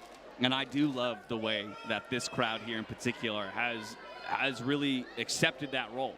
You know, I think there's a question when it comes to the ingrained etiquette of chess and the long history of chess. Would it have taken more time, you know, for people to kind of, okay, no, it's okay that we get loud. And I feel like this crowd here has proven, right out the gate, we're going for it. And they're like, we can be really loud. And I love that the whole Indian team is still sitting there. They're still trying to root for their teammates. Even though the match has been won by Team USA, the Indian team still showing great camaraderie. And that's what you need. Keep your spirits up. Yes, you can't necessarily get the victory. The great news is this is an exhibition show match, right? There are no rating points on the line. So at the end of the day, the goal here is to put on a show and have a good time. Yeah, and I mean, every single match is intrigue just because the overall score is in USA's favor. And wow, this move just played by Sagar. He's like, get those queens off the board. Take my damn queen. Stop running away. And the question, I think, now is, will Levy finally acquiesce, or is he going to keep running? How often do you see 4 pieces stacked like that on the A file, of all things? I'm actually thinking whether Levy will go for a repetition. He'll take the queen back. Oh. Sagar will attack the queen again, and maybe a draw. They might want to play some more chess, you know? I kind of feel like these guys would be willing to play some more chess. I think Levy knows what the people want. Yeah. He knows that they want to see these two stretch to the limit, playing quickly from the start, because this has been a methodical game. And you asked about the A file. Has it been this clock before? The famous Kasparov-Karpov game. Okay. With the whole A file was with pieces on it. So it doesn't happen very often, but when it does, great players, clearly. Yeah, and you'll probably see it happen more in formats like this, again, where in most cases, you're not going to find your way to a draw unless, of course, these guys with the threefold repetition decide that they want to go. He goes back with the queen, and he has a smile on his face. Queen b6. Queen b6. Oh? Well, is it, oh? He's asking the crowd whether he should go for the draw or no. He's going to have a conversation with them. All right. Well, I don't know what he's learned from that back and forth, but I think he's learned that Sagar's ready. He's every bit up to the task. He says, you're not the only content creator here. You're not the only international master at this board. I can play your game. I'm not afraid. Full authority. Let's go for the draw. Bring it back. Will they claim? Will he claim? And press the button. Press the button. Press the damn button, Sagar bhai. And he's just pretending right now. Yeah. He knows he's going to take his draw. Milk it. Milk it. Milk it a bit. Milk it a bit. And he can go down to 1 second on the clock because it's the third time the position has happened. For everyone who's not so familiar with all the rules of chess, that the same position occurs 3 times as it just has. The game concludes with a draw. Let's see the claim take place now. There it is. Claim on the screens. So with that, Levy has made the claim, calling the threefold repetition. We go to our referee, Eris. Can you check? If you want, or are you going to go for it anyway? No, I just want to know if it's a draw or when I make the move, it's a draw. Okay. I think it's when he makes the move, but Leonard, can you check that for me? The play is under review.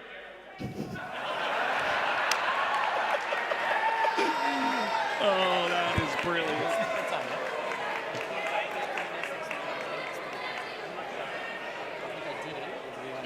Leonard, do you have a draw?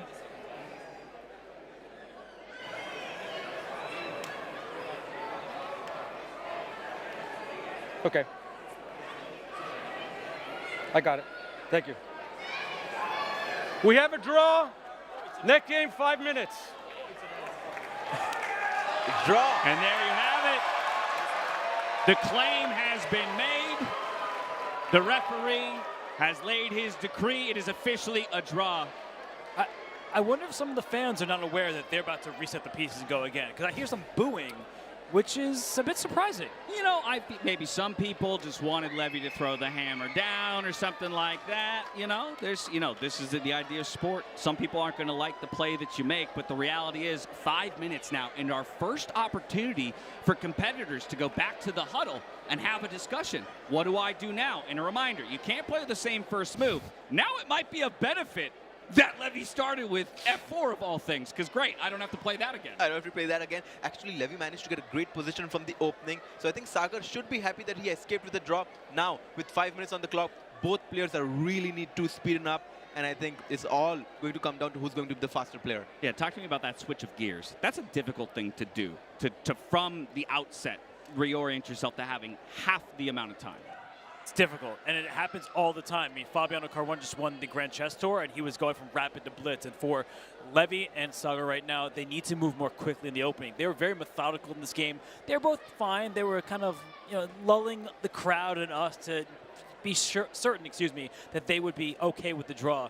But I don't think they want to play bullet chess. I think that's a little bit too extreme for them both. Okay, so just the one. Now somebody's got to find a victory. If you are on the side of Team India, that's a difficult huddle to necessarily hold because you don't know what the first move will be. So if I were to put you in that huddle and you had a moment with Sagar to lend him some advice, what would you be calling out? Is there something you notice in Levy's play? Is there just a different way that he should approach it from his own perspective? I think I would definitely not give him chess advice. I think I would give him psychological advice. I think I would just tell him that you got it, believe in yourself, you just have to play quickly, you're doing great, and just go out there and do what you do best. Okay, now on the flip side, Levy, he gets the white pieces. I'm circling up with the likes of, Hikaru, of Fabiano Caruana. Try and insert yourself into that huddle right now. What's the kind of coaching that he's receiving about how he can put the hammer down and keep that clean sweep rolling here for Stop Team fooling USA? around. Stop play fooling normal around. chess and play it quickly. Okay, so by all accounts, I think for both of you, it's less about the technicalities of the chess. It's more about the mindset of the players coming in. Eris, our referee, has given the okay for the game to start. Levy back on the white side of the board as he is the home player in this matchup. And away we go into a 5-5 time control. E4, E5, we're actually getting very principled chess from both the players. Yeah, now that I said that they should play normal chess, I wish they went for something a little bit more random. But we do have what's called the Scotch game played pawn to d4, and after the swap of pieces, we can see that there are some threats, right? That knight can be captured. Both knights are staring at each other, but for the time being, everything is well defended. Sagar is taking his time on the third move, which shows that he has not predicted this, he was not anticipating it, and Levy's like, yep, I made a good choice in the opening. Bishop to b4 check. Good choice from Sagar. It's not the most common line. It's becoming increasingly popular. You see him laughing. He's like, you don't know this, buddy. Well, and really there's three ways to respond to this, right? The knight can come out and block, the pawn can move forward, or the bishop can come out and block as well, right? Offering the trade. Yeah, and even the bishop here is available. It looks like a rough move because the knight would have been hanging, but it actually tactically was sound. It's a good call dash. And that bishop, it says, all right, you attack me, I'll move back. I think that Levy should continue with his normal development, but I feel like Sagar actually knows more than he initially let off. I mean, if you think about it, he allowed this move pawn to c3 for free for white, but now the point is that the white knight on b1 does no longer have the square on c3 to jump to. That's a good point. It's going to be more difficult to develop that knight or take more time to get it to a square that feels impactful and useful. But that is 3 bishop moves in a row there for Sagar Shah. And typically, again, at my level of play, when I'm looking at getting better, it's an often repeated thing. Early in the game, development is more important, and what hinders that is having to move the same piece multiple times. I've effectively given you 3 moves to develop, and even still, only 2 of my minor pieces are out on the board. When you have millions of subscribers on YouTube, you can get away with breaking whatever principles. you want. That's actually what they say. It's not, learn enough and then you can get rid of them. It's just get all those YouTube subscribers. But in all seriousness, what Harshit said was a really good point. He provoked this move c2 to c3 to take away that knight's access, so white cannot as easily develop. Black is going to try to develop on the king side of the castle, like knight f6, immediately putting pressure on the center. And I think Sagar really is playing nicely, and I truly believe that he tricked Levy a little bit. Ooh. He acted like he didn't know what to do in the Scotch, but he seems quite booked up. He seems quite booked up, and look at the bar, look at the clock. Both favoring black right now. Sagar has taken the initiative on the board, a minute lead on the clock. I have a feeling that Sagar is going to win this game. Oh, wow, calling it already, because from where I stand, again, feels equal. There's so many pieces on the board. It doesn't actually, in the end, feel like anyone's advantage. So what do you like so much about it? Is it just your perception that he has more knowledge of the position, so you have confidence? Or you actually Sagar. like the position? I just like Sagar. Okay. That's a good enough reason for me, if I'm being honest. I like him, too. I like them both. But that's the problem, is everybody likes him. So, that means that every game he plays, he should be doing well. Yeah. So I second what Harshit is saying, because I know that in all seriousness, he's looking at this position like, that's a tall pawn. That bishop on f3, it's defending, it's not aggressive. Bishops love open space and open diagonals. And for Sagar, he can go right after that bishop. But we keep talking about the bishop pair, the 2 bishops advantage. He can get that right now. And would you be considering this move pawn to d5 as black just breaking in the center, trying to open up that bishop on c8? Do you think, Robert, Sagar is considering this move right now, pawn to d5? He'd be a braver man than I, and I think that Harshit, you're suggesting some great moves. d5, it looks risky because you will allow white to take this knight on c6, but no, he says, not in this game. Double pawns, I actually find them quite bad in blitz chess. And pawn structure is often overrated, but in blitz chess in particular, you start worrying with the long-term issues. Pass pawns, not easy to obtain when you have double pawns. They also, pawn's best friend is another pawn. You want to protect with pawns, not have them stacked in front of each other. That's interesting. That almost goes counter to what I maybe would have thought. I would have thought, to a degree, in the faster time controls, you could take, more risks or have maybe quote-unquote worse positions because everybody's moving with imperfect knowledge and not enough time to calculate. But in this case, you're saying, no, that's absolutely okay. I would say dynamic risks are often great in blitz chess, but static weaknesses, that's where the struggle occurs. Gotcha. Okay, well, so can we create those static weaknesses? That becomes the question here for Sagar Shah. Still trying to get a point on the board for Team India as we're in our second bout between him and Levy Rosman. 3 minutes on the clock here for Sagar. Blitzes out a move. d5, the pawn break in the center that we were talking about, he goes for it.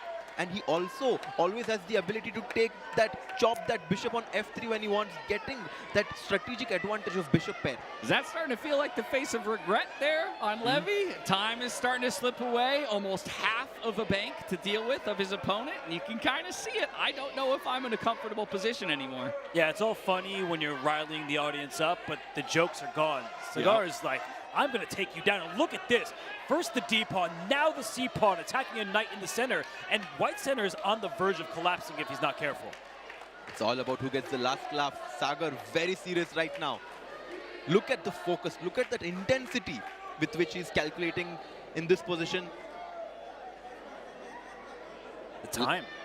The time is going to become an issue here for Levy now. Again, just a quick reminder for everybody. Once they dip below 1 minute, you will get 1 second increment per move that you make, up until the point where you go back over a minute. But that is going to give Levy at least something to fall back on in terms of not losing too much on time. Still an opportunity to be flagged, though. That's not what you see in everyday tournaments. The ability to give increment only once someone is below a certain time quantity. That's an awesome addition to this event. And that's thanks to Tag Heuer, one of our incredible partners who had to develop that new clock and time piece in order to effectively deliver us a tournament like this.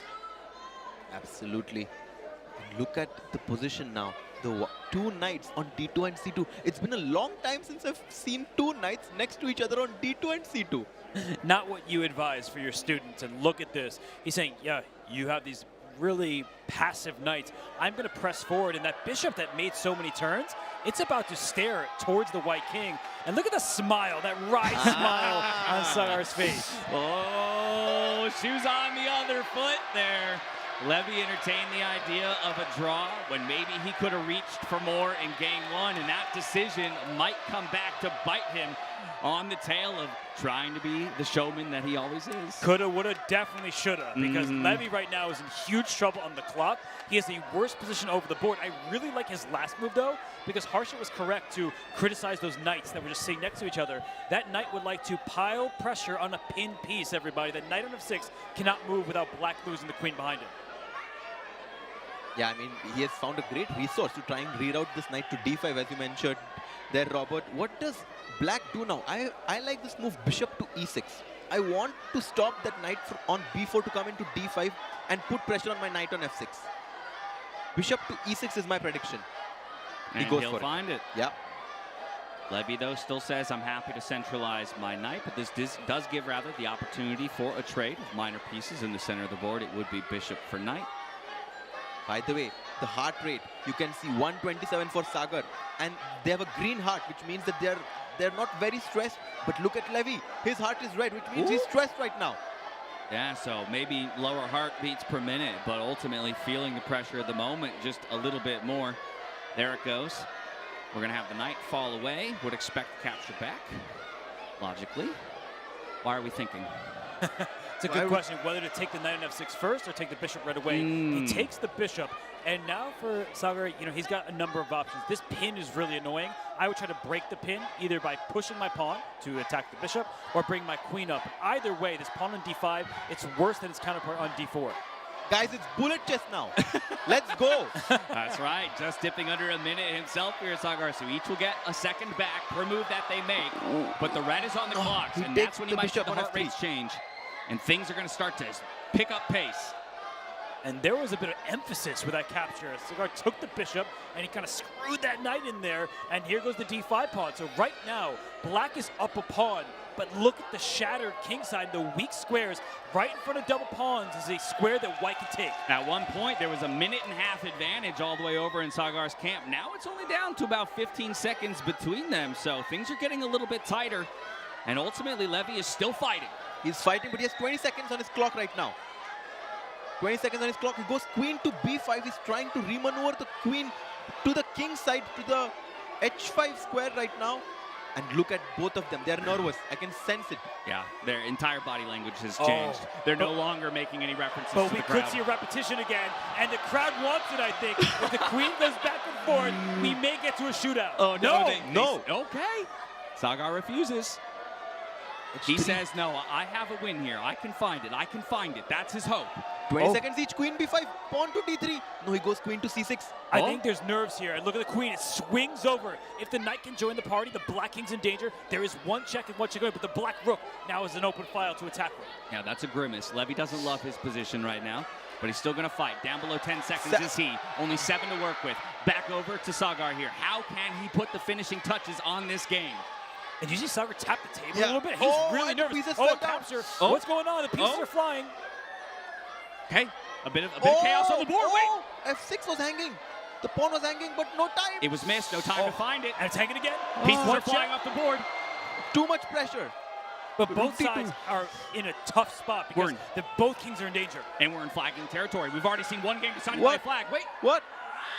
Give him 15 seconds extra. The ref has stepped in. 15 seconds awarded to Levy, likely because of that mix-up of pieces. It ate into Levy's time. That is a part of the rule set here. The referee has the ability to give 15 seconds to a player if their time was chewed into due to the play of another person. So Sagar here now with only 1 second to go. He's got to make a move, and he does. All the pieces drop, and Levy's completely winning. And Levy's winning. Oh, my goodness. It's over. In the end, the finish comes through. Wow. What a game. Time in the end will be the decider. Levy, Rosman. They brought us to a second game. It was 5-5. What a show by the two of them. But USA moves up to 4-0. Man, as bad as I feel for Team India right now, I have to give credit to both the players. What an exciting match. What a show that both these players put on. I think we will soon go to Jules, who will be asking a question to Levy right now on stage. Yeah, the guys are being kind and resetting the board for the 5th and final match between two players who need no introduction. And as soon as we can, we'll get to that stage. We'll hear from Jules and Levy Rosman himself on what it means to take a victory here. As I mean, that's got to be one of the biggest over-the-board matches that these guys have played. Maybe, again, not for rating and for their own, but for the fact that they're doing it in front of the crowd at an event like this and alongside their teammates. That's massive. All right, they're taking positions. Let's head to stage. Let's hear from Levy. Be here. Congratulations on winning. Still not working.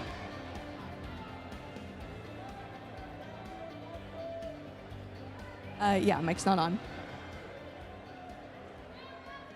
All right, I'm gonna shout really loudly. Okay, now it's working, sorry. Won't shout so loudly. All right, a huge congratulations to Levy. Let's give a round of applause.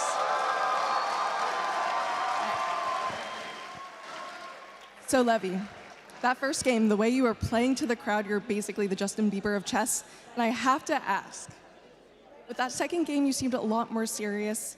It really went down to the wire. The crowd was engaged. How did it feel at the very end with how it ended? I want to hear your thoughts. I don't know if you, are you gonna, okay. Hi. Yeah, that was, thank you. First of all, a shout out to Sagar for being a great opponent and a great ambassador, and it's an honor to play him in front of all of you.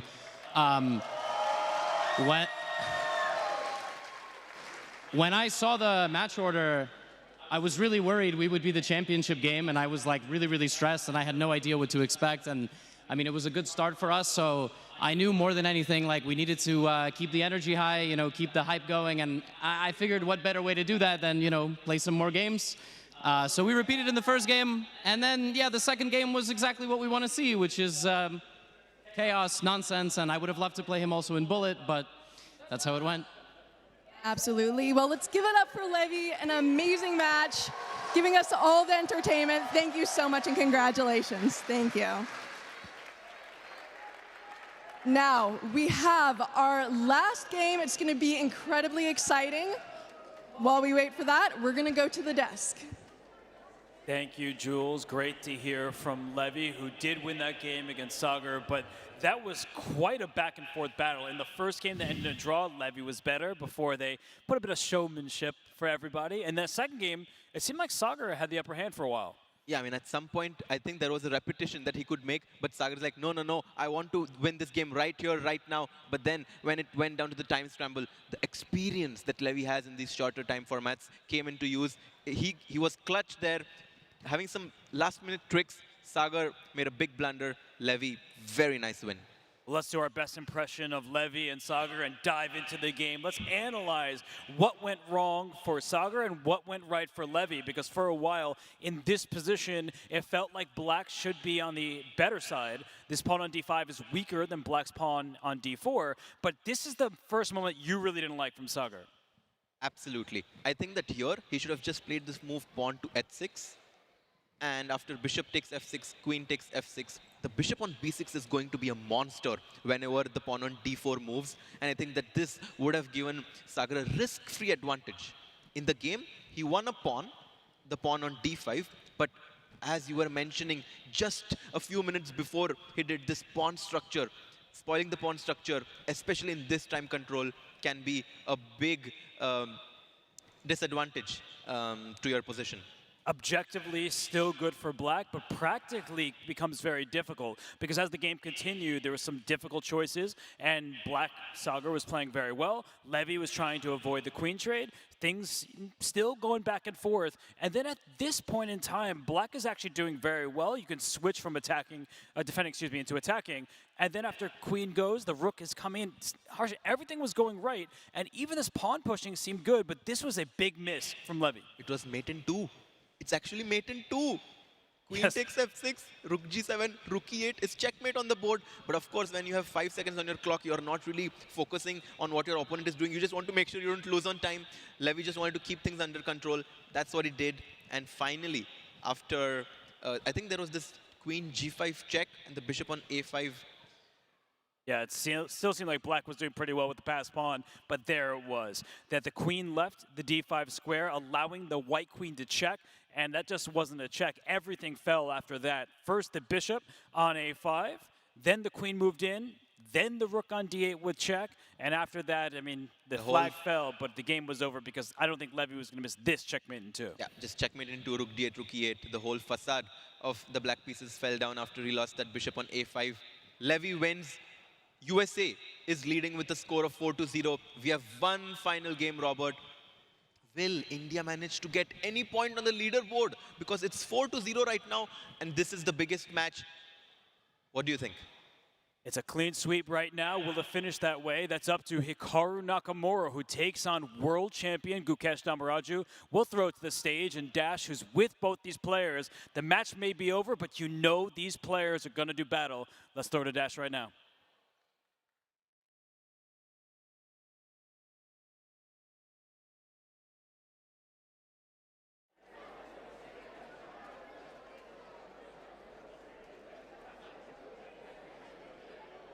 Arlington, we've got one more matchup. And it's a big one. It's a big one. Now our final match of the evening is two competitors who in all... But I know the two of you are some of the most fierce competitors, have an undying desire to win matches. So talk to me about this one.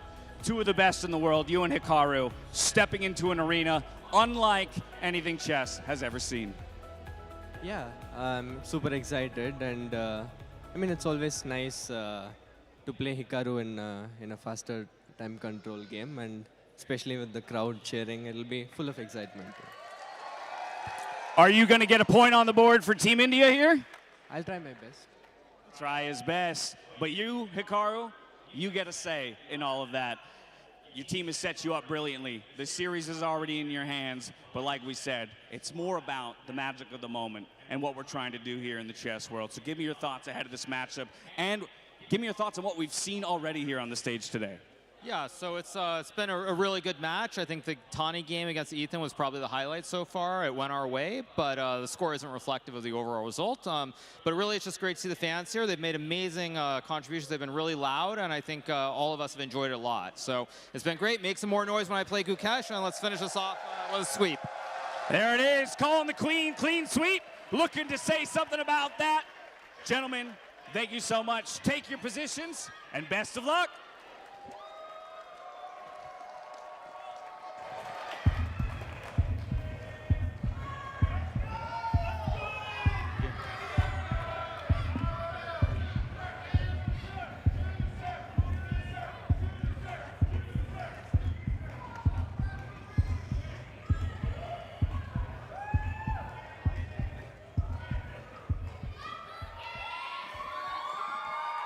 Hikaru, are you ready?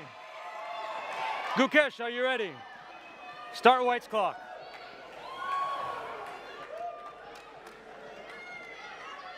The game that we have all been waiting for has finally started.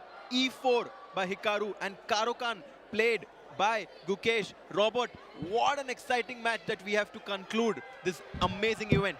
And you saw a smile from Hikaru because the Caruana is a weapon that Gukesh often deploys. But in this match, maybe he was expecting something different. But I mentioned this earlier. Hikaru Nakamura, likely in the candidates. The winner of that tournament plays the World Championship match against none other than Gukesh Damaraja. So this could be a potential statement game for Hikaru as these two play each other more and more. I mean, without a doubt. You did hear, though, from Gukesh on stage there. He's excited to play Hikaru in the faster time controls. Again, I think maybe something that's over-talked about to a degree when it comes to Gukesh is trepidation around his ability in the shorter time controls as compared to classical. I think to a degree sometimes it's overblown when people play down his ability in the faster time controls, but what do you think, Harjit? I mean, he's the world champion. Exactly. I mean, he's the world champion, and you know, because he's always in the limelight, one mistake that he makes always is going to be in the center of attention, but I think that this is a great stage for him to kind of, you know, not only just get experience, but also test himself against the best in the world. I mean, Hikaru Nakamura is the best fast time control players in the world. I think this is a great stage for Gukesh. How about that? Getting a glimpse of some of the young fans in the crowd. We were talking about earlier how we hope events like this will prove to inspire young future chess grandmasters, like maybe this young man in the audience right there. Well, the crowd is roaring after that statement. I think there's a lot of future grandmasters by the sound of it. But in this game, we've seen a series of trades. The dark square bishops are gone, and Hikaru, oh, look at that. There they go, the lip pout. I don't know what he's thinking here, but he thinks that something went wrong for Gukesh. I have a feeling that after knight to g6, this move knight to g5 should be very strong, threatening queen to h5 and potential attack on the black king. And I think that's why Hikaru was a bit surprised by black's last move, knight to g6. Okay, so if that's my expectation, then already I'm thinking about Gukesh's, ability to respond to that. Let's say that the knight does jump forward. How do I start to defend against the checkmating threats that come in? There are going to be so many of them, and I think that's why Hikaru is sitting and thinking right now. It's a great moment because he could play knight g5 right away, or he could saddle black with these double pawns and later bring his knight forward. He can actually play this positionally if he wants, and Hikaru has become an increasingly positional player in classical chess, but not here. He loves the dynamism with the quicker time controls. A move that would have never been on my radar in a million years. Exactly. We were also focused on the king side, on the right side of the board, but pawn to c4, trying to get some pressure in the center of the board. He's trying to play on both sides of the board. I mean, Hikaru has a lot of experience in these shorter time formats, so I think we're definitely learning something new. Learning something new. We're learning that fans love to get loud at chess events, I'll tell you that much. They certainly do. They've been yelling. They've been having a grand old time. And the players, they're enjoying every moment of it. At least I should say Team USA is, because they're up 4-0. And you know Hikaru wants to end this match 5-0. He does not want to give India a single point. No, Hikaru is not the kind of guy who would be happy getting the series win while being the only person on his team to drop a game. I do think that would be really nice for the Indian team to win this match because, as Hikaru said, the score does not reflect how close this match has been. And I do think that having just 1 point would be amazing. To win the last game would definitely give Indian team motivation to do well for their revenge that might potentially happen very soon. Absolutely, agreed. We should also recognize just the fact that, the Team USA has had the advantage of being on the white side of every single game. They are the home team to the away, and so in the next version of this event, where both of these teams are playing again, and Team India is the home team, they will also get the white side. So, a small advantage as to be considered at the beginning of every game. And maybe that's, one thing to be thinking about when it comes to referencing, the closeness of the actual games. Exactly. I mean, even if you talk about the position right now, it's so close. I mean, Robert, what do you think? The queen goes to b8, the black bishop is on d7, but it does not. I mean, d5. Wait a second. Wait a second. Whoa. Is Hikaru doing a series of trades to get us to an even position so we can get down to 5-minute chess? Is he doing this for the fans? He very well might be. Bishop e6, a move which looks very tempting, would be instantly met by a sacrifice. Rook takes e6. Cannot do that. Cannot allow that. The black king would lack defenders there, and that would be devastating for Gukesh. So he's probably going to defend that bishop. I mean, he could also bring his bishop out to attack this knight and try to initiate some trades. Otherwise, he can protect it and also open up some attacks against the white queen. It would be interesting, Hikaru kind of winding this one to a draw. I mean, he should only feel more and more confident as the time controls get quicker. He is one of the best speed chess players in the world. I mean, there is so much noise, but these two players, they're able to, you know, just completely focus, just zone in right now. It's not easy. It's not easy to not affect so much noise and make, I mean, because we've seen some of the younger players, they maybe perhaps were not able to handle so much pressure, but I can clearly see that Gukesh and Hikaru are able to zone out very well. And I love this move from Gukesh. He brings his bishop out first, and why that's so critical is if Hikaru had a free turn, he would have brought his own queen over and tried to deliver a checkmate with knight and queen. So this move, bishop to g4, attacks that knight right away and says, I'm happy to trade your potentially aggressive piece. I need to get that off the board because the black king does not have many defenders. So the fewer the attackers, the better for Gukesh. Bishop to g4. I mean, knight to d6, a move which looks tempting, would be a mistake, but he goes knight to e5, trading more pieces. Are we going to a shorter time format? Are we going into overtime? Looking for the trade of knights here at the center of the board. If it comes through, Hikaru has, I guess, the option of recapturing with the knight or the queen. It's e5. I think he'll take back on e5 with the knight, hitting the bishop on g4. Then the queen. Oh, actually, yeah, that's... Where does the bishop retreat to then? Probably then has to go back to e6, and I think white has more fun in these positions because when we talk about bishop versus knight dynamics, bishops are inherently limited to 32 squares, their own color. The knight can be such a pesky piece, hopping from light to dark square. And whoa, queen takes e5, allowing his kingside pawn structure to be shattered. But this is Hikaru Nakamura, not so subtly saying, yeah, this game is heading towards equality. Yeah. Bam, bam. A flurry of pieces off the board. Now it's just 2 rooks apiece and 5 pawns. I have a feeling that this is not going to be the last game that we see today. I think this game is going to head towards a draw. We might get overtime. Give us that 5-5. Bring us to that bullet even, if you will. But if a smirk on Hikaru's face, he's saying, yeah, we'll continue to liquidate. Let's go ahead and get ourselves to a draw-ish position.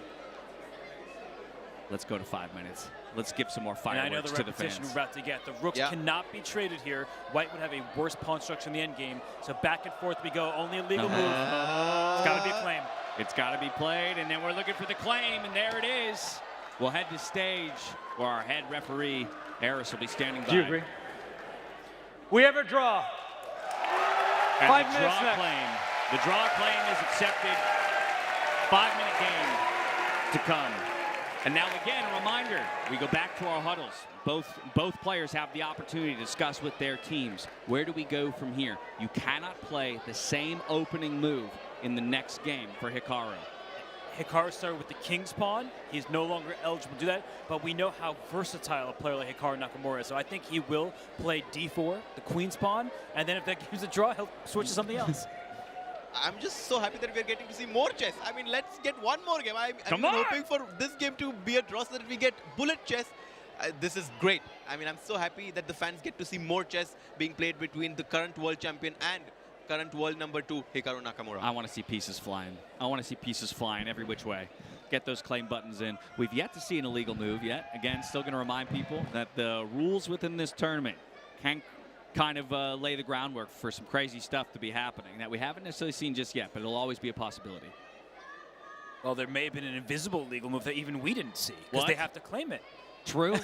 That's actually a really good point. Again, yeah, a fact of the matter is an illegal move is made, and it's up to one player, the opposing player, to actually claim and call that illegal move out. Exactly, and it's so cool, this format where we have to press this claim button in order for any like objections. Like you have to press the claim button, the referee comes in and solves the issue. I think this is a very unique side that we are seeing into chess. That's super unique, and it's something that can only be done when you have partners as incredible as the likes of Tag Heuer. We put it to them, hey, we have this grand idea, but the current kind of confines and technical limitations of the game of chess do not allow us to fulfill that dream. Can you make it happen? And they delivered. Yeah, it's really awesome to see the increment only added when the players are under a minute. You see the clock tick red. They can't build it up to several minutes like you can in over-the-board chess, so in typical ways. So it's really cool to see the players. They'll be in time trouble, but it won't mean that they're necessarily going to flag, and that allows them to save games that they would otherwise lose in the clock. Yeah, it's also a haptic feedback clock. So when each player hits their respective button, there's actually a magnet that holds it down, which in effect just prevents more mistakes, right? You don't want to slip and accidentally, you know, whatever it is. It prevents that very case from happening. But there you have it, the world number 2 and the world champion sitting back down for their 5-minute game of chess. Hikaru back with the white pieces. Gukesh looking to get a point Gentlemen, on the board are you for ready? Team India. Start White's clock. Signal has been given, the handshake is extended, and there you can see the time ticks down. No way. What? The For the F4? The bird's opening is going to be played by every single American in the next 2 years.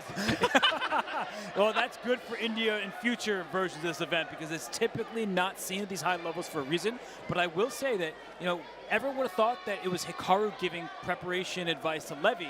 No, no, no, the other way around. Gotham tells Hikaru what to play on move 1. Yeah, I'd put money on the fact that Levy was the one who convinced him to go for it. And C5, I like that Gukesh is immediately undermining that pawn structure. He's putting pressure on that D4 pawn.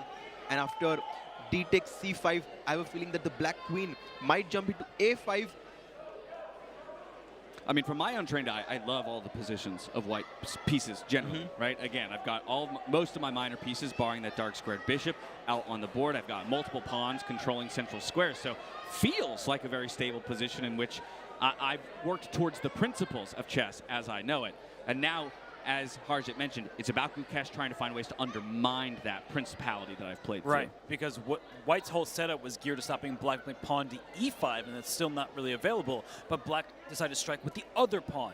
And this bishop now, is instead of staring into a pawn, it stares through its own knight into enemy territory. And I like Gukesh's play. Quickly develops that bishop. He can later try to strike in the center, but this pawn on F4, that's the problem, Dash, is that you often want to push it backwards to cover key squares that are currently vulnerable. And look at the Indian team. They're happy with Gukesh's position. They're happy with his time advantage. They're happy with the technical advantage that he has because the bishop on C1. The bishop on C1 is a bad piece right now. And we know that in chess, activity is very important. Black surely slightly happy with the position. Hikaru definitely wondering why he listened to Levy. Yeah, we need to get a shot of him darting back with glaring eyes towards Levy. What did you make me do? I mean, just a worse position for White. Even this last one, King H1, right? You're throwing your king in the corner. You're don't have an attack. And B3 play. I mean, that is just a risky move because after knight takes knight, if the queen takes, there's a bishop staring through the diagonal. That's usually bad news for a queen. So after knight takes, maybe White take with the pawn. You give yourself an isolated queen pawn, an IQP. That's not good news at all. Let's go, Guki. Let's go. There it is. This is the best position that any of the Indian players have had from the opening.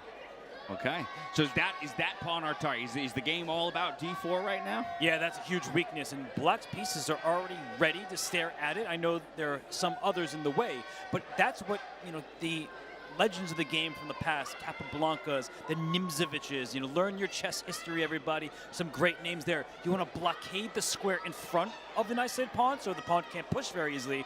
And here, tactically, it cannot push because after knight takes, there are problems down the diagonal here. So that's why Hikaru decides to push in the other way, and he's trying to go for an attack. But Harshit, I'm not really believing in it. I don't really believe it. I want to put pressure on the D4 pawn. Now it looks very weak.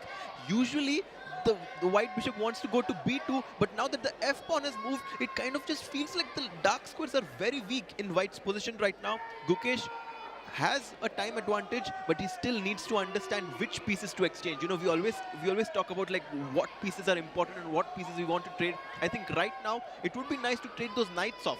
Why not just take those knights off the board, play knight to e4, challenging that knight on c3. Great move. I think it's a really smart play there that you're suggesting, because Black doesn't want to fall victim to an attack. It does look a bit worrisome, opening up the f-file, but there's that rook, the castled rook, sitting and protecting the king. So if the knights come off the board, if this knight is not here, the bishop can then trade, and the black king will feel very safe where it stands. But here we have the clocks rather equalizing in this moment. Again, Gukesh probably recognizing that he is in an advantaged position. Dash, am I seeing these heart rates correctly? I mean, I'm going to believe the tech here. Hikaru's heart rate is very high. And he's got the red heart, which tells us that his stress levels are high. It's not just about the heart rate itself. It's also about the stress and anxiety that you're feeling. Goes for knight d5. He captures with the bishop. And I think I like this idea by Hikaru not giving up that knight on c3. It does feel like black should be slightly better, though. He goes back bishop to 6, the pawn on d4 is hanging now. These top players, they love that bishop pair, and as Harshit just said at the end, that pawn on d4 is hanging. You'd love to push it, but not so fast. There's a knight loose behind that pawn. So I actually don't really see an easy way to defend the pawn. The good news for Hikaru is that if this queen ever leaves its starting square, the e7 pawn drops in return. So it's kind of like a fancy trade, but I think that Hikaru needs to prepare for that series of events, maybe by defending his knight first, which will be loose if d4 drops. The bishop on g7 is not a bishop, it's a rocket. I mean, look at the way it's eyeing on that pawn on d4, that knight on c3, and also in the end, the rook on a1. All of them are under attack by that bishop on g7. Can I evacuate the knight? Okay, well, Hikaru's going to make a decision. He's going to retreat the bishop to defend that pawn. I was thinking maybe a backwards knight move, effectively defending the pawn at the same time and moving that knight out of the long scope of the bishop in its eventuality. He goes a different way. I'm willing to say a better way without even looking at the engine. You know, you say a better way, but I do think that Hikaru's been in trouble. But that last move by Gukesh, a teeny bit careless. A nice shot from Hikaru, giving up a pawn, sure. Bishop takes knight, pawn takes bishop, then that pawn can be captured. But now there are tactical possibilities. I actually think this was a great shot from Hikaru. The only real chance, a queen d7, a slip from Gukesh. He's so alert. You give him one chance and he bounces on that opportunity. Red border. Red border. Yes, he takes. He takes. Best move, of course. Hikaru Nakamura is completely back in the game. He is, but he still has the difficulty of this d5 pawn, and Gukesh has some easy moves to make, like rook a to d8 right now, put pressure on the pawn, but Hikaru's going to bring his own rook up to c5 to aggressively defend that weak point. Gukesh trying to think if he wants to bring the rook on a8 in the game or the f rook in the game. He goes for rook a d8. Very logical. Rook to c5. Protecting the pawn on d5 and hitting the queen on b5 seems like a good move for white right now. Everyone in the audience very keenly analyzing the position. Very curious who's going to win the final match here. Yeah, still many of our fans making their voices heard, but I also can feel that others are, there's a feeling of intensity that's starting to fall, a blanket of intensity over the audience as they're realizing the complications of this position and how it really is still any man's game. Look at that move. Bishop tucked away where the king usually resides after your castle. But I think he's just trying to make sure that he has no LPDO, loose pieces drop off. So he's keeping his bishop on a safe and protected square. It also covers the back rank so there are no checks. Even if this queen were to leave, rook f1 would maybe be threatening, but not a check, so it wouldn't be a forcing sequence. I actually really like this move from Hikaru. It's a great pragmatic decision. On the contrary, the pawn on d5 is loose, and I do think that the only player who can play for a win right now should be black. Definitely agreed with that. I mean, Gukesh is better. Rook c2. There's a bit of hesitation there from Hikaru, but he wants to defend this weak point, and he has successfully done just that. I think that Gukesh is going for the attack and the defense simultaneously. He wants to blockade that isolated pawn, but Hikaru is going to play around it. Queen c6 becomes kind of a threat. You want to create a pass pawn. If the queens get exchanged, that's very worrisome for black. Goes queen to c4. I like this idea of placing the bishop on d6 so that the pawn on d5 is a permanent weakness there. Rerouting of the queen here. nicely centralized. Now the rook will come over as well. I mean, all of the pieces for black are involved in the game. There is that bishop now tucked away, but of course now the rooks come off, and we're working with a queen and a bishop apiece. We've got 5 pawns apiece as well. And Gukesh is offering a queen trade. He believes that if the queens get traded, the pawn on d5 is going to be a weakness, which the king might just come and take. He believes it. Do you believe it? I believe it, and that's why. But Hikaru Nakamura is like, no, no, no. I think it's a draw. I think it's a draw, and the computers agree with him. And Hikaru found the only move there. We saw the red box appear, and he's doing the right thing. But look at the clock, Dash. They are both around 30 seconds. They're in lockstep with each other right now. Flagging is always an option. They do have 1 second increment at this point in the game when they're underneath 1 minute. And both of these guys are well practiced in time scrambles. I think Hikaru knows that this is equal. Gukesh thinks that he has practical chances. If this game ends in a draw, we go to shootout, which is 1 minute each. Chess. That would be fun. A huge mistake. The bar. Whoa. It goes down all the way in black's favor. Whoa. Bishop d6 is coming. Gukesh is winning. Yes, he is. The bishop for white is in no man's land. Bishop d6 becomes the idea, trying to trade it off, and then the black king could step over. This is an attack on this pawn. I think you just defend it, and I don't think that white can stop the king from going over. Yeah, definitely something you guys will have to revisit in the analyst segment in terms of where that critical moment occurred and how it flipped in Gukesh's favor. To d4. Oh, but he made a mistake. Gukesh has returned the favor to some extent because now it's back objectively to equal territory. This is the difficulty of the moment. Again, we've got the benefit of the engine. It feels easy to us, but they are working with 15 to 20 seconds apiece. They've got 1,000+ person audience making noise around them. This is a brand new environment for these players, even with how experienced they are in the professional chess world. And Gukesh is shaking his head there because now after a4, the pawn on a5 is on a dark square, which means that the white bishop can attack it now. Bishop b6 attacking that pawn, as I was just saying. Yeah, this was a decision you don't really enjoy from Gukesh's perspective. But both players, they're really low on the clock, and there could be a mistake here from either side. You have to be very careful not to drop a pawn or allow a trade that liquidates into a problematic endgame. 7 seconds for Hikaru. He has to make sure he doesn't lose on the clock. Oh. Whoa, we're going to get a race. All right, more pawns come off the board. Still equal material at this point, but there are no pawns sharing a file with their counterpoints at this point. Hikaru's clock is very low. It's Gukesh who's moving with great speed and precision. Oh, he takes the pawn.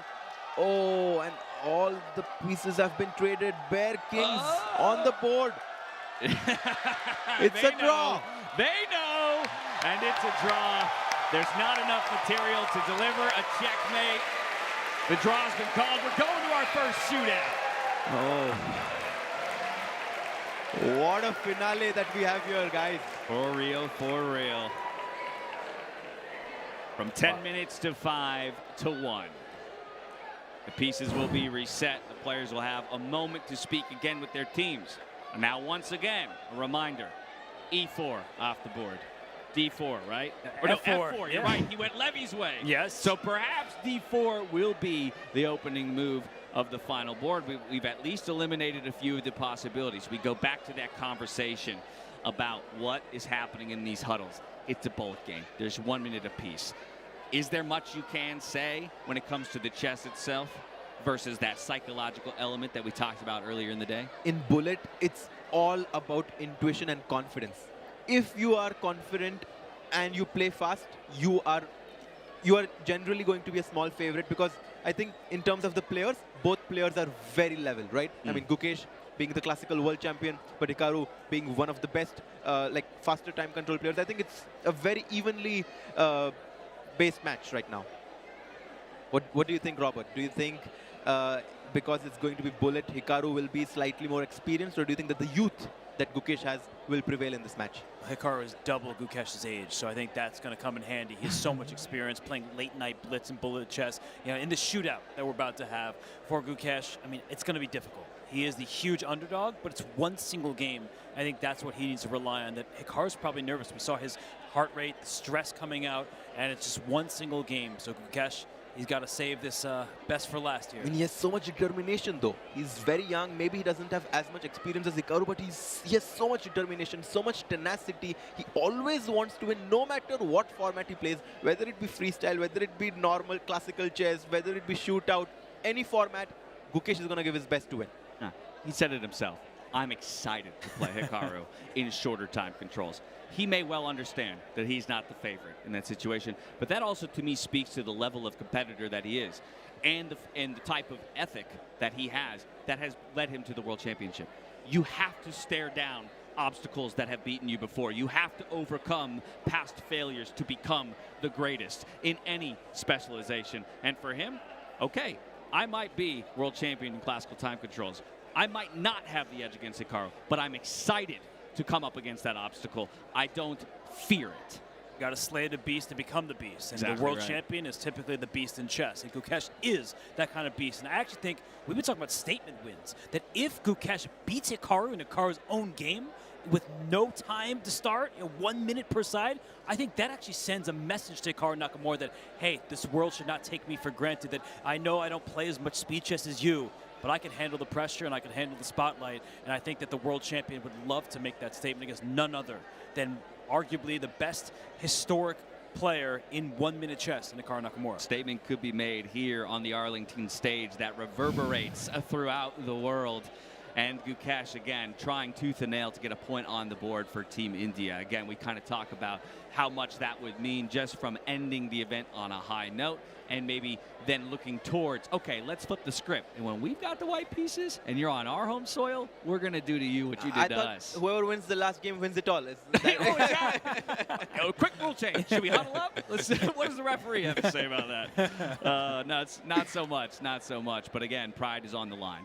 And at the end of the day, competitors at the highest level in any sport, they want to win. They don't care at this point about the series. They want to beat the guy that they're staring down across the board. And I just turned around. Like, I can see them back there. They're actually discussing what to play because with 1 minute to start for the entire game, you get that 1 second bonus time per move.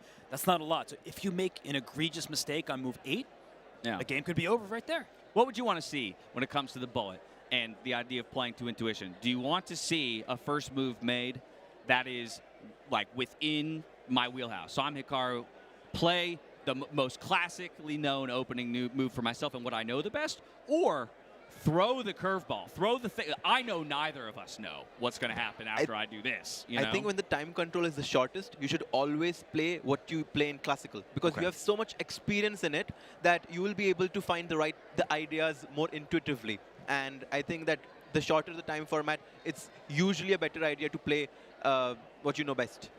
That kind of difficult then. You're playing on the black side of the board, right? Because you, at the end of the day, you have to respond to what Hikaru brings out, and there are only so many decent responses to any first move that is made on a board. And I think a difficulty that is typically said about Gukesh is that he's sitting on World Championship preparation. That sounds like a treasure trove. Dive in there, bring some out. But at what moment? Is it the moment when you're already lost the team match in a single game of 1 minute chess? Probably not. So he is going to have to rely on his knowledge, but also maybe keep some secrets for future games. And look at Gukesh. He's practicing to play very quickly and press the clock. He's like, I just want to make sure that I don't take even 1 second to make the move and press the clock. I like it. I like it. And again, it's a new environment. It's like playing on a new field. Right. Right? You gotta get that tactile feel for what's sitting in front of you. And here you have it, folks at home, those in the venue, our final match of the evening. It all comes down to this between the world champion and the world number 2. It's a bullet game, 1 minute apiece for personal Gentlemen, are you ready? Are you Start white ready? clock. Here goes the clock. We go. Off we go. It's a B4 push to open things up here for Hikaru Nakamura, and we are off to the races. And for Hikaru, he is playing on the queen side of the board. He's pushing his pawns forward. And you see a triangle from black. You have this triangle towards the center. It means you're very well defended, but you have a bad light square bishop. So Harshit, some good news for Gukesh as he strikes forward, but he has some things to figure out as well. Absolutely, and I want to break with this move pawn to e5, opening up my bishop on c8. That's what black is aiming for. So I think a move like rook to e8, queen to e7, preparing e5 will be on the cards of Gukesh. And I think you're right, but he wanted to take first. He didn't want his bishop shut back on b8. He's now trying to chisel at White's impressive pawn structure, connect forward, David Howell's favorite game. But right now, Gukesh is trying to get any of his pieces developed. I mean, that knight just wrapped around. This feels suffocating already at this point for Gukesh. Like, where do I put any of my pieces? I'm completely blockaded behind my own pawns. And now Hikaru has managed to put his knight on e5. The knight on b4 had such a long route to come there, and I think it just gave White too much time. And again, knight to e8. Brilliant. Brilliant move from Gukesh. That is a pass pawn. The best piece to blockade a pawn is a knight because it stares over the pawn into the position. This, for example, bishop on b5 can eventually be captured. The evaluation is turning in Gukesh's favor. Amazing play from him. Wow, what understanding he has shown in this setup, maneuvering his knight from f6 to c7, blockading that white pawn on c6 and queen to a8. The move that you highlighted, I love that idea, Robert. Yeah, I'm drawing the arrows for everybody at home. The queen comes to 8, and many white pawns are vulnerable. That's why Hikaru Let's go, Gukesh. Let's go. Yeah, Gukesh has an opening here. Now it feels like Hikaru is just saying, I'm going to blow up the position. Yeah, I'm just going to blow it up. He's trying his best, but look at the clock, by the way. It's Gukesh who has the lead. They both have green, which means they're not overly stressed, but look at Hikaru's heart rate. I'll tell you this much, only one of them was out there practicing hitting the time controls, and right now it seems like it's working well in the favor of Gukesh. It is, but I would say one thing to fear if you're Gukesh is the black king. It feels like it doesn't have that many defenders. White's king is safe and sound, and after a move like this, watch out, knight g5, queen h7, do not blunder that pawn. He goes g6, he stops the threat of queen takes h7. Look at Divya, they're all so nervous. Locked in watching this game play out. Black is up a pawn here, but Hikaru is going to find some tricks, like always, and Gukesh has to be precise until the very end. But you said one pawn, that's a second pawn that can be captured. He takes Gukesh does in fact take the pawn. Both players have just above 10 seconds right now, and trades are happening, but look at Black coordinating those pieces. And then Hikaru putting pressure on that f7 pawn. He just picked up one pawn, so he's down only one pawn now. Rook back to c4, knight to e4, played by Hikaru. The tides have turned. Look at the clock right now. Gukesh under 6 seconds. He is in big trouble. He's making moves quickly, but it's difficult. But if you take that knight, the bishop is unleashed, and that's really annoying for Gukesh to do. He does take it. That's a really risky decision. I would be very scared to do that because, as you said, if the white queen ever gets on e5, it's going to be very scary. But how do you get there, right? You need your queen somehow to get to f6. Knight comes. Rook takes c5. What? Rook takes c5. Queen f6. That's the. And he stops it. I think Gukesh spotted it, and he immediately played queen d7 because he knew he blundered rook takes d5. Oh, but he finds it the second time. Queen f6. Oh my goodness. The audience can feel it as well. Just like that, a quick shift in the feelings of the audience, the players themselves. 2 seconds to work with here for Gukesh. Oh, it's definitely not over right now because Black has 3 pawns for the bishop. There's a lot of checks. The white king is exposed. Black made one! Wow! What a finish! Hikaru wins with checkmate on the board.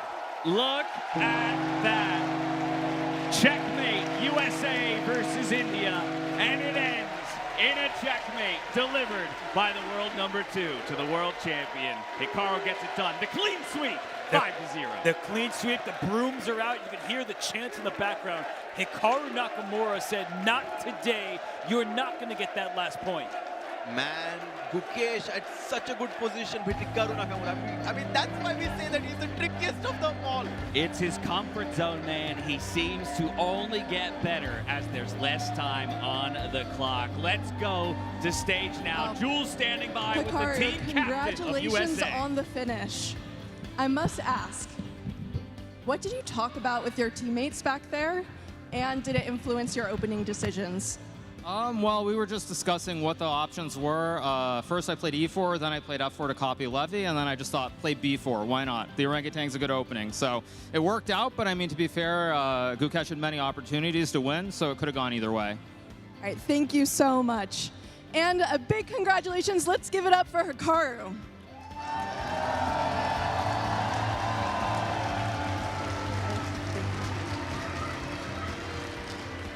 All right, stick with us, folks, because we are going to give awards to our winners. But for now, we're going to analyze the game, so back to the desk. Wow, wow, wow. The winners, Team USA. We knew that. Harshit, you've moved next to me. We're becoming friends again. The match is over. I just wanted to congratulate you. Oh, thank you. I didn't do anything besides talk. So I appreciate the kind words. But in all seriousness, that was an awesome match. That was an awesome match. I mean, we got to see so much chess today. And talking about that last match we just had, the first game ended in a draw. We went to the overtime, 5-0. Also ended in draw. Finally, shootout. Robert, can we go to the critical moments from this final let's look shootout game? At the X's and O's, because in this position, the bishop on b2 is staring into its own pawn. Not the best piece, but after the trade on c5, that bishop now has a new lease on life in this game. And objectively, Harshit, black was better, but we know when there's no time on the clock, when your king is unsafe, it's very difficult to defend. Exactly. Even though the machine liked this move, bishop takes c5, both of us immediately realized that, you know, this is bad news, because at some point the queen is going to come to f6 and give mating ideas, and that's what happened. That's exactly what happened in the game. Yeah, as we continue forward in this game here, there were some mistakes right there. After instead of h4, rook takes d5 was available. The whole point, everyone, is the queen gets in. So you take what seems like a free rook, but in comes the queen. And after this, the rook takes away that last escape square, and there's checkmates everywhere you look. So in the game, instead, we saw the game continue like this. And actually, at the very end, there were mistakes from both sides. White is winning here. Okay, they're not going to play perfect chess. Rook e4 was actually the best move to go after the white winning. queen and king. That would have been winning for black. 3 seconds on the clock. And then here, right? Like this position, it says it's a draw because of the check. But after king h3, Harshit, what move did black have to play? What do you do when you're under duress? Just give checks. Queen c8 check. Exactly. And I think black had a perpetual here. But of course, you know, when you have this little time on the clock, you just want to make a move right next to like the clock, and that's what he did. No, he goes king f8. Yeah, he thought that the king is escaping from e7, but he forgot that the queen can give a check on d8, and that's not just a check, it's checkmate. Yeah, the bishop covers g7, the queen gives the check and covers the remaining escape square. So for Hikaru Nakamura, who has so much experience, he's the puzzle-solving beast that he is. I mean, he finds these checkmates in areas where other people make the mistakes. So Harshit, that's what ended this match. And I guess any final thoughts about what just happened in this matchup, checkmate, you know, USA versus India? I think that Team USA played fantastically well. That being said, I have to give a lot of credit for Team India for, you know, coming here all the way, traveling from different parts of the world. Some people were playing tournaments. They still came here. Finally, it was Team USA who won. But I think we have more to see from this exciting matchup, India versus USA, because I'm sure the whole Indian team is looking for a revenge. Let's wait until the next match where we will see the Indian team taking on the USA team when the players come in India. Yeah, it will be awesome to see that 5-0. Please join me in celebrating your inaugural Checkmate champions. It's Team USA!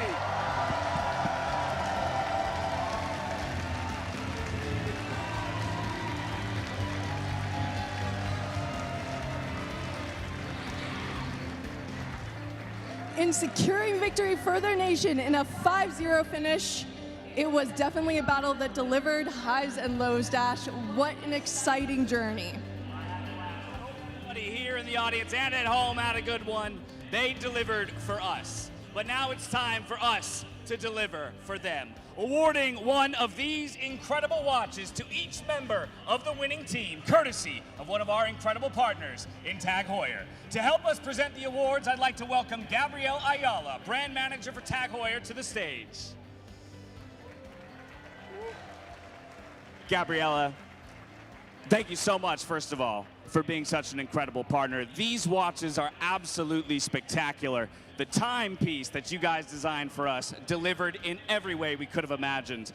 But before we award these 5 very deserving players, I just want to hear from you what it means for Tag Heuer to continue your investment in the world of chess, and also maybe a little bit about these watches that you guys have crafted for our winners. Thank you so much. It's truly an honor to be here today in representation of Tag Heuer, the official timekeeper of today's amazing event. While we know our roots are typically in motorsports, we also have a historical connection to chess timekeeping, dating all the way back to the 1960s. Like racing, chess demands precision, strategy, and endurance, the same values behind our design to win philosophy. Today's winners embody those same values, and it's only fitting we honor them with the Tag Heuer Carrera chronograph, a timepiece inspired by our racing heritage and crafted for performance.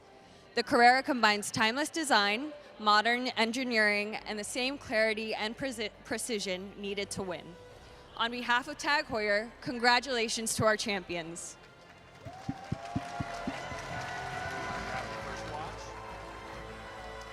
So with that, let's hand out some incredible watches to some very deserving players. First up for Team USA, give it up for Fabiano Caruana.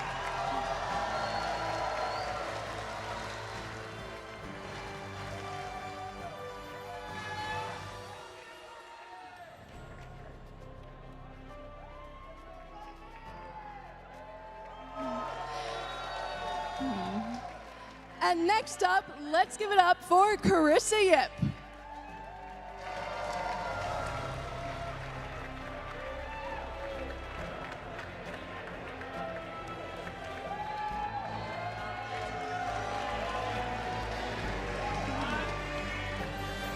Sorry, we got our order wrong there. Thank you so much. Next up, let's hear it for Carissa Yip.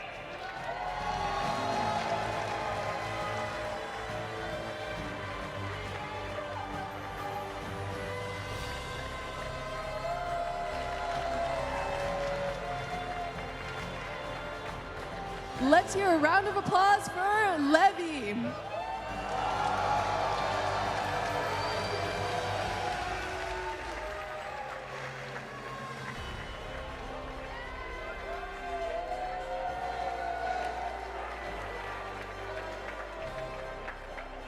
And finally, let's hear it for your team captain of Team USA, Hikaru Nakamura.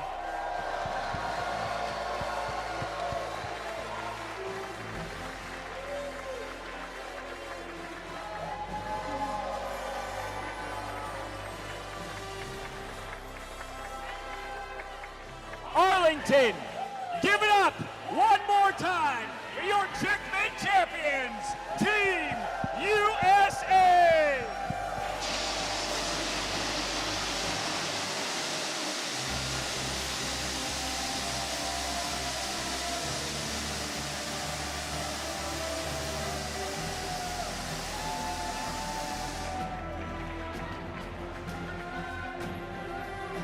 We would like to thank everyone here who's watching and everybody who's watching at home and all the amazing energy in the crowd. Can you just hear all the energy? Thank you for bringing yourself out here tonight. Keep those chants going to celebrate this incredible team, and as this team continues their own celebration, we want to thank all of you here in the arena and all of you at home for being an incredible part of this brand new endeavor. Not just you, the fans, but to all of our incredible partners who helped to make this possible. Stay tuned for the next one, because hopefully this is the first of many. And until next time, stay healthy, stay safe, and be good to each other. Good night!